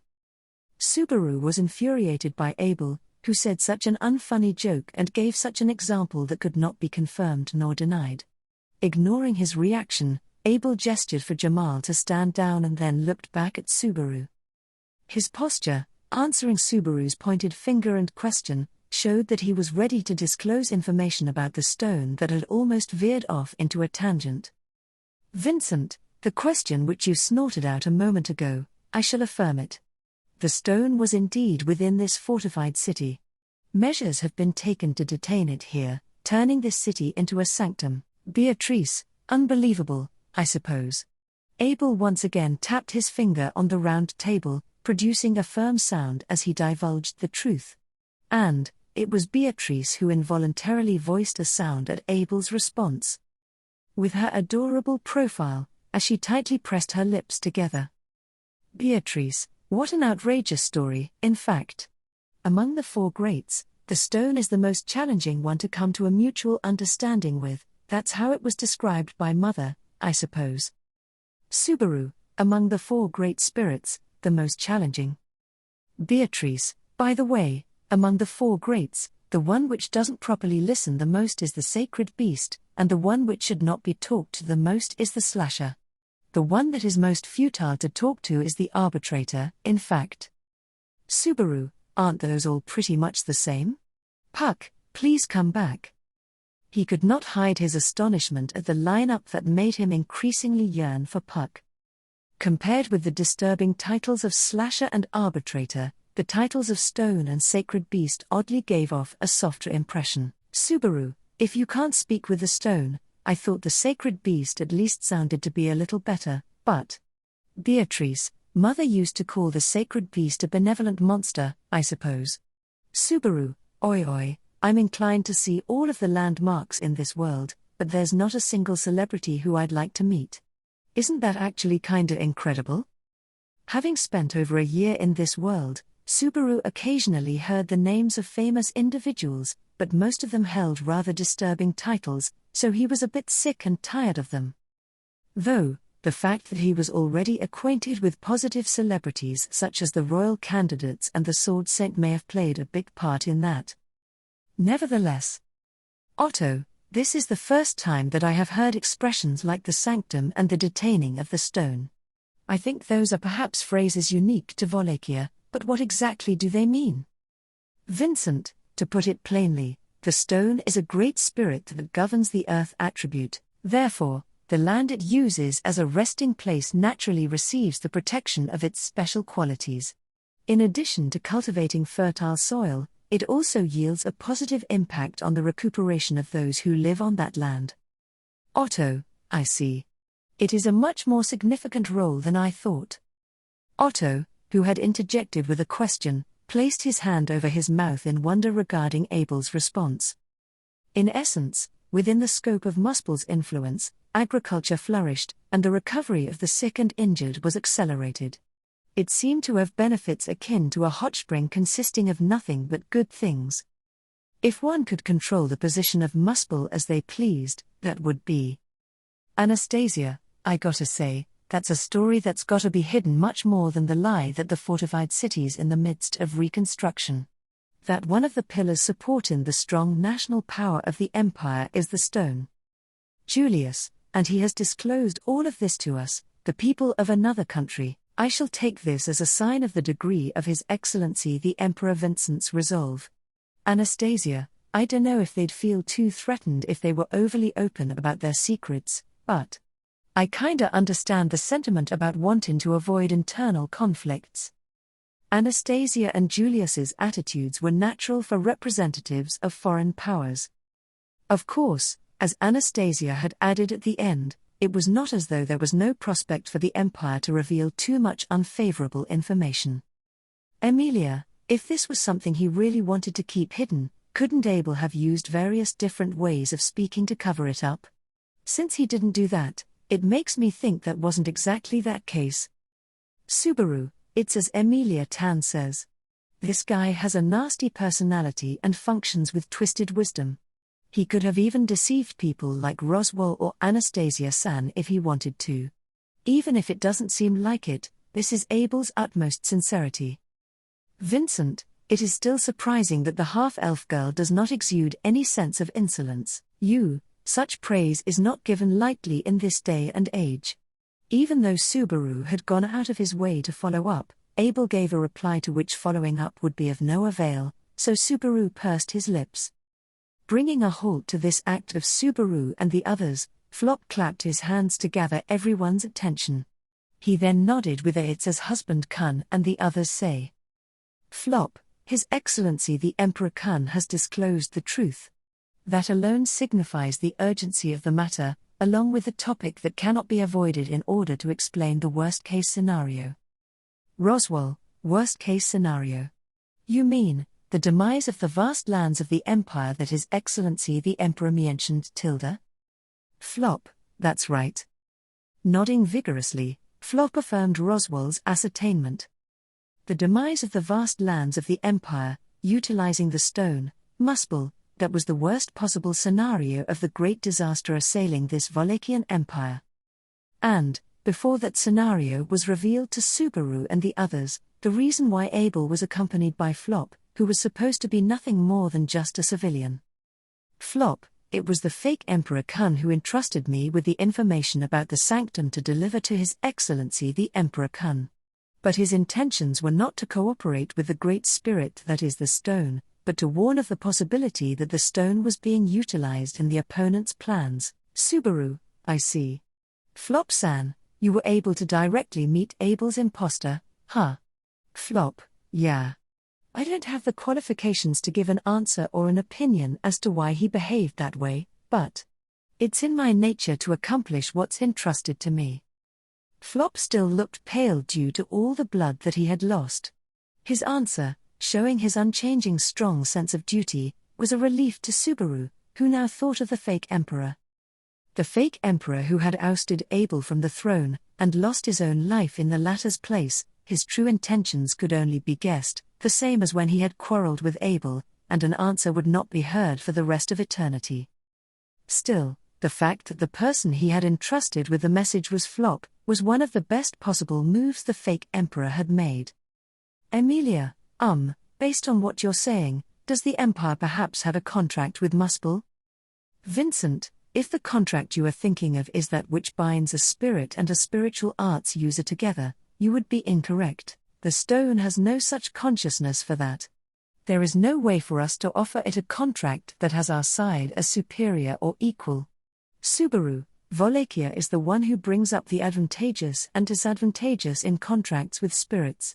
Take a look at me and Biko's clean, righteous, and charming relationship. Beatrice, that's right, in fact. Vincent, it looks like naught but children playing. Holding hands with Beatrice, the two of them made a display as they lightly took steps together, and Abel gave a comment. Ignoring Subaru, who puffed his cheeks out together with Beatrice in response, Abel went on with the discussion. Vincent, no vows have been made with the stone. Yet, it continued to reside within the territory of the Empire. That is why we made use of our relationship with it, but at the same time, It continued to move into the Empire's bowels, spreading its roots. Subaru, its roots? Vincent, think of it as the roots of a tree. A tree with thick, long branches may strengthen the ground it is affixed to, but conversely, if that tree were to be uprooted, what shall become of the land? Anastasia, it'll get so porous and fragile that it'll crumble with just a teensy poke. Anastasia summarized Abel's question in a nutshell. In exchange for continuing to enrich the vast lands of Wallachia, Muspel had tied its fate to the Empire itself. And then? Subaru, wait, so when you say that it would be the end of the line for Wallachia if Muspel were to die, you mean it would literally be the end of Wallachia? Isn't that insanely bad? In other words, it was something akin to revealing the existence of a bomb that could blow the Empire itself to pieces. It was a state secret that needed to be concealed, something that Wallachia would have to deal with not just for now, but forever on after this. At that fact, Subaru's surprise finally caught up with the intelligent people. However, Vincent, fool, do not be so panicked. Subaru, how can you not be in a panic? Don't tell me, once this is all over, you intend to silence all of us who know the secret. Vincent, do not underestimate us in that regard. If such was my intention, do you believe I would have allowed you to harbor such suspicions? Intrigue and conspiracy are not the prerogatives of the Holy Kingdom alone. Subaru, wouldn't it be better if the empire that boasts about it and the Holy Kingdom that's famous for it were destroyed? Due to the magnitude of the matter, topics of national scale were raised with wild abandon, and though the empire went without saying, the Holy Kingdom did not seem to be anything decent either. Subaru also thought that he had suffered through some pretty bad things, but one should remember that the kingdom of Lagunica was a much more pleasant place to live. Subaru, well, even though it was a hell on earth, as soon as I met Amelia Tan and the others, there was no more doubt that the kingdom of Lagunica was the most heavenly place. Amelia, sorry, I've got no idea what you're talking about. Subaru, that's fine, I'm just talking to myself. So, the meaning of the previous topic is for him to discuss. Subaru smiled at Amelia as she tilted her head, then returned to trying to catch Abel's interest regarding the topic at hand. In response to it, Abel quietly closed an eye and crossed his arms. Vincent, a ruler who turns a blind eye to a ridiculous act, a blatant one to this extent, such as entrusting their heart to another, must not be in their right mind. Of course, the process of decoupling the roots of the stone from this country had been moving forward. Your concerns are oblivious to the difficulty of discovering that and claiming lives in accordance with it, which is, simply put, nonsensical. Such is the equivalent of challenging the dragon with a pen. Subaru, if I went, gotcha. Glad to hear that. Then it wouldn't match up with how we were talking about running out of time earlier. The decoupling process might have been moving forward, but it couldn't be done in time, which caused this situation. Isn't that right? Vincent, Subaru, don't stay silent just because the odds are against you. Abel's silence in reaction to the accurate guess was confirmation that Subaru's suspicion had hit its mark. Someday, Wallachia might be able to sever their shared destiny with Muspel. However, the time was not now, and it could not be cited as a clue to break through their plight. Vincent, in other words, the fates of the stone and us citizens of the Empire remain intertwined. As long as those hordes of undead are in pursuit of us and we desperately continue to drive them away, the stone's mana shall eventually be depleted, and the lands of Wallachia shall be unable to escape from its ruin. I also hear the soldiers who lost their lives in battle would undergo immediate resurrection. In short, Roswell, we're in a situation where defeating too many of our opponents and casualties on our side are both undesirable, it seems. Serena, seems like it. Their intentions are thrillingly illogical, and there's no end to their cruelty. On top of being forced to respond to the opponent's initiative, even the terms of their defensive battle had been set as something terribly evil. Subaru did not understand why Serena seemed to enjoy this, but looking closer into the enemy's relentless tactics, which did not stop at using the undead to force their way through, he could catch glimpses of their proactiveness in bringing the empire to its definite downfall. Amelia, but, I wonder why Sphinx is doing such a thing. Subaru, eh? As Amelia voiced the doubt that surfaced in her mind, Subaru blinked at her words. The fearsome enemy, who had resurrected many of the dead resting below the Empire's soil, and was currently taking measures to act on its demise, an event regarded as the Great Disaster. The identity and schemes of such a foe, Sphinx, the witch, had been made quite clear in detail. However, the witch's motive that Amelia had expressed her doubt about was Subaru, of course, isn't that because she wants to destroy the Empire? It's not like I don't understand how she feels, though.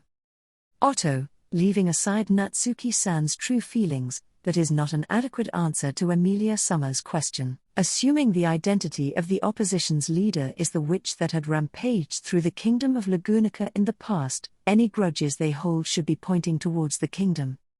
Julius, nonetheless, the witch has created an uprising with the dead in the Empire. It is certainly implausible.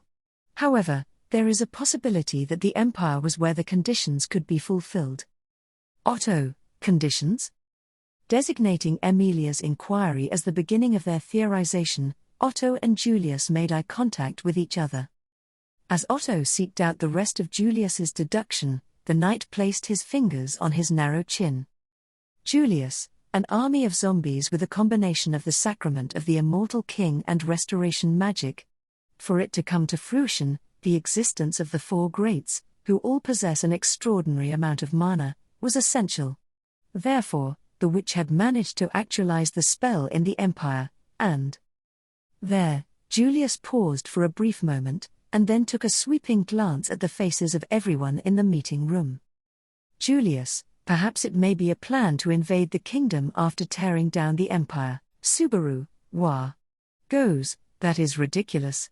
Just as Subaru fell speechless upon hearing about the likelihood of such an occurrence that Julius dreaded, Goes exploded with a roar of indignation. Balling his hand into an excessively tight fist the size of a child's head, Goes gnashed his teeth together while retaining the bare minimum of his rationality to not break the round table. Goes, if you are correct in your thinking, are you suggesting that the fact that our dear homeland is on the brink of annihilation is merely a byproduct of this predicament? Anastasia, to be exact, it's probably the first stage of the plan to strike the real target. Well, with the whereabouts of the stone and stocking up on the zombies and all, that stage has probably been moving on from step to step since a really long time ago. Goes, Guru. Anastasia probably did not intend it in the first place, but her supplementary explanation was unsuccessful in placating Goes's anger. Rather, he was growling with frustration, and Jamal seemed to be similarly furious. No one could possibly accept it if they were told the crisis occurring in their homeland was purely incidental. Subaru thought over their feelings with a dose of sympathy, then noticed the expression of Beatrice, who was beside him. Subaru, Biko? Beatrice, dash. Julius's idea is understandable, I suppose. But Roswell, certainly, I recognize your concerns. Could it be that Sphinx truly carries human emotions with her, enough for her actions to be considered as vengeance upon the kingdom? It's precisely why I can't help but think that the idea suggested by Knight Julius is only half correct. Subaru, by half of Julius's idea, you mean? Roswell, the conditions were satisfied in the Empire. So, she did what she did. That's all. Roswell closed one eye, leaving his yellow eye open while Subaru took a sharp intake of breath at his words. If Julius's line of thinking was accurate, then the current occurrences in the Empire were not unrelated to the kingdom, and therefore, the kingdom could be facing the same crisis very soon. However, if Beatrice and Roswell's theories were correct, then the situation between them and the opposition was beyond salvaging. And then Bastet's, either way, the witch has already taken up arms and drawn the bow against the Empire. Now that even the lives of the Imperial nobility have been disgraced, we are left with no other option but to eradicate our enemy. Is that not the case? Serena, I'm receiving quite the hot-blooded impression from your statement, Prime Minister. As I thought, has the incident regarding Her Excellency Lamia birthed an anger your stomach can't suppress? Bastet: yes, is there a problem? If Serena had meant to poke fun at him, his reaction was not quite what she had been expecting. Although Bastet maintained an attitude of superficial calmness, his fury towards the opposition could be clearly felt from his unexpressive, narrow-eyed face. At his words, Serena traced the scar left behind by a sword wound on her own face. Serena, no. The way you are now aligns much more with my taste in men, Bastet. That is quite a frightening thing to say. Serena, ha ha ha. Though, I consider myself good-looking if you pretend my scar doesn't exist. Appraising Bastet, who had undergone a change of heart as such, Serena let out a guffaw. Setting aside the exchange between the two, the truth of the matter was exactly as Bastet had told them. They had no choice but to face the commander of the undead army, Sphinx, in a final showdown. No matter her objective, they had to. Subaru, so, are you all right, Amelia Tan? Amelia, MHM. It's something that we don't know, even if we try our best to think about it. It would be great if we had an opportunity to hear it directly from Sphinx, but...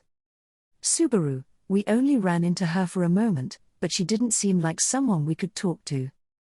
Beatrice, Betty agrees with Subaru, in fact. Betty also thinks it's difficult to hold a conversation with that one, I suppose. Utilizing her own life in the form of escape by death, Sphinx had targeted the coupled dragon carriages. Within the scarce number of conversations that had been held between him and Sphinx, Subaru had felt as if she was completely devoid of any zeal, just like her tactics, which considered life as a disposable resource. She did not respond to any provocation coming from those whom her emotions remained unmoved against. She was the type of competition that was rough to deal with for Subaru. Hence, even with return by death, she was a tremendously powerful opponent. Subaru, in the meantime, our opponent is steadily increasing the number of her zombies, and she's also shaving down the power that's left in the Great Spirit Muspel. We're just going to be at a disadvantage in a battle of endurance. Anastasia, though, gather in battle-ready forces from all over the Empire and launch in another attack on the Imperial capital. Is no good, either. Large armies clashing against each other is a simple war of attrition. The damage is gonna be worse. Otto, a condition that we are bound by, where we cannot afford any casualties from our side and the opposition. Which means, there is practically only one option left for the plan to save the Empire from the impending great disaster. Subaru, Anastasia, and Otto spoke one after another, and spontaneously, all eyes were on Abel, who was seated at the round table. Every citizen of the Empire was involved in this incident, and as the man among them who stood on the crest, he regarded everyone's gazes as something that was to be expected, and Vincent, we shall invade the Imperial capital with a small elite unit, and capture the witch, who is the mastermind. Thus, the path to the great disaster that they had laid out so scrupulously shall be dismantled. Marking the start of the final phase of the battle that had begun in the Wallachian Empire, he assuredly announced their strategy to halt the great disaster, just like that. With the conclusion of the round table meeting, they reached a stopping point. In accordance with the policy established, from this point forward, the selection of personnel to dispatch for the Blitzkrieg and the plan for the attack on the Imperial capital would be developed. However, before that discussion began in earnest. Bastet, I had not realized that the stone had been stationed in Gartla. In the conference room where only the Emperor and the Prime Minister remained, Bastet was the one to break the ice. It was a short time where not only the members of the Allied Kingdom, but also those on the Imperial side, such as Serena and Goes, were not present. Even Jamal, an escort, was kept waiting outside the room, so that it was just the leaders of the Empire in discussion, although if that were true, then there would have been one more person present. Vincent, in the end, you also fell completely for Chaisha's scheme. Bastet, it appears so. If all went according to schedule, the sanctum would have been near the southwestern Cloud Sea city of Mazoria around this time. Just what point in time had I been blindsided? Vincent, your eyes appear closed. Blindsiding you must have been easy.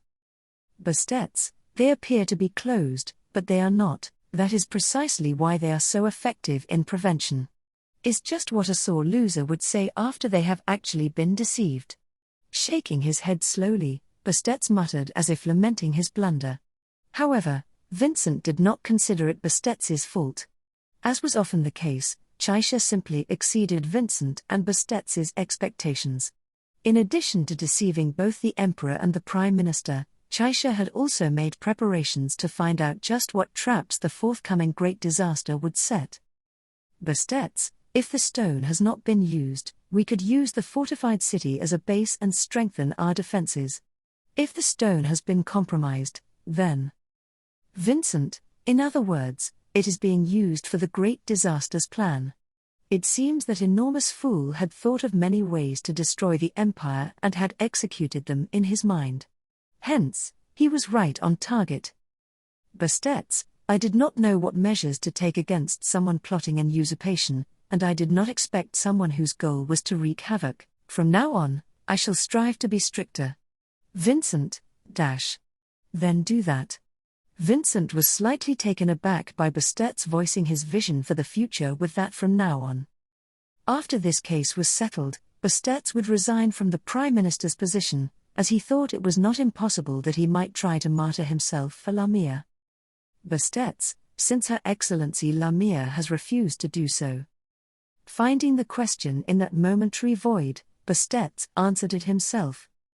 Hearing this, Vincent said nothing. Only a little snort. In response to Vincent's reaction, Bastet continued, nevertheless. Bastet, I was surprised to hear what Your Excellency said about the stone and the sanctum. It is hard to say that we have any hope of even separating the stone from the land. Vincent, as soon as this present matter is settled, we shall get to working on the national policy that we had put on hold. If we cannot produce results by the time the non-aggression pact with the kingdom expires in 2 years' time, there shall be no tomorrow to succeed today. Bastet, is that so? Incidentally, at that, Bastet paused a beat and opened his thread-like eyes slightly. Bastet, though I am sure you are aware, the method employed to detain the stone is not to be revealed. Not only is it an imperial secret, but it is also a matter of strong belief among our allies. Vincent, after all, Natsuki Subaru and the half-elf spiritual arts user are both utterly opposed to even the appearance of injustice. It would be troublesome if they knew that we have been using convicts sentenced to death as the stone's contractors, disposing of them upon their deaths. Bastet, Your Excellency. Do not speak carelessly. As Bastet gave him such a warning, Vincent shrugged his shoulders. During the conference, Amelia had asked him whether the stone and the empire had a contractual relationship, and Vincent answered that there was no contractual relationship of the sort she understood. That was not a lie, it was a simple statement of fact. The simplest way to detain the stone was through a contract between the spirit and a person. However, the stone did not have self-consciousness, and had no room or window for negotiation regarding the contract. Therefore, the cost of contracting with the stone was consistently the burden of the enormous amount of nothingness that flowed into the contractor. The sensation of sharing one's body around the clock with a preposterously large entity with which mutual understanding was impossible would very easily break the human mind, driving it into a state where it could no longer retain its original form. In exchange for inescapable dehumanization, the stone's nature was to abide by the contractor's current location. Therefore, the Empire kept the stone and the forcibly contracted death row convicts in lands where the sanctum was required, and distributed the benefits of the sanctum to various regions. As it was a next to impossible task to track down the stone once its location had been lost, the replenishment of the death row convicts was a matter of utmost importance, and, before the decisive battle for the imperial capital began, Chaisha, disguised as the emperor, moved the stone to the fortified city of Gartla in preparation for the great disaster. But there was no sign of the death row convict who had contracted with the stone in the city. Bastet, if it has been moved, it would be impossible to track it down without any leads. If so, The only thing that would be gained by divulging the particulars is the distrust of our allies. Vincent, though, even if I did not deliberately say it out loud, there were some who have likely guessed it. Recalling the faces at the conference, Vincent closed one eye as a few pertinent individuals came to mind.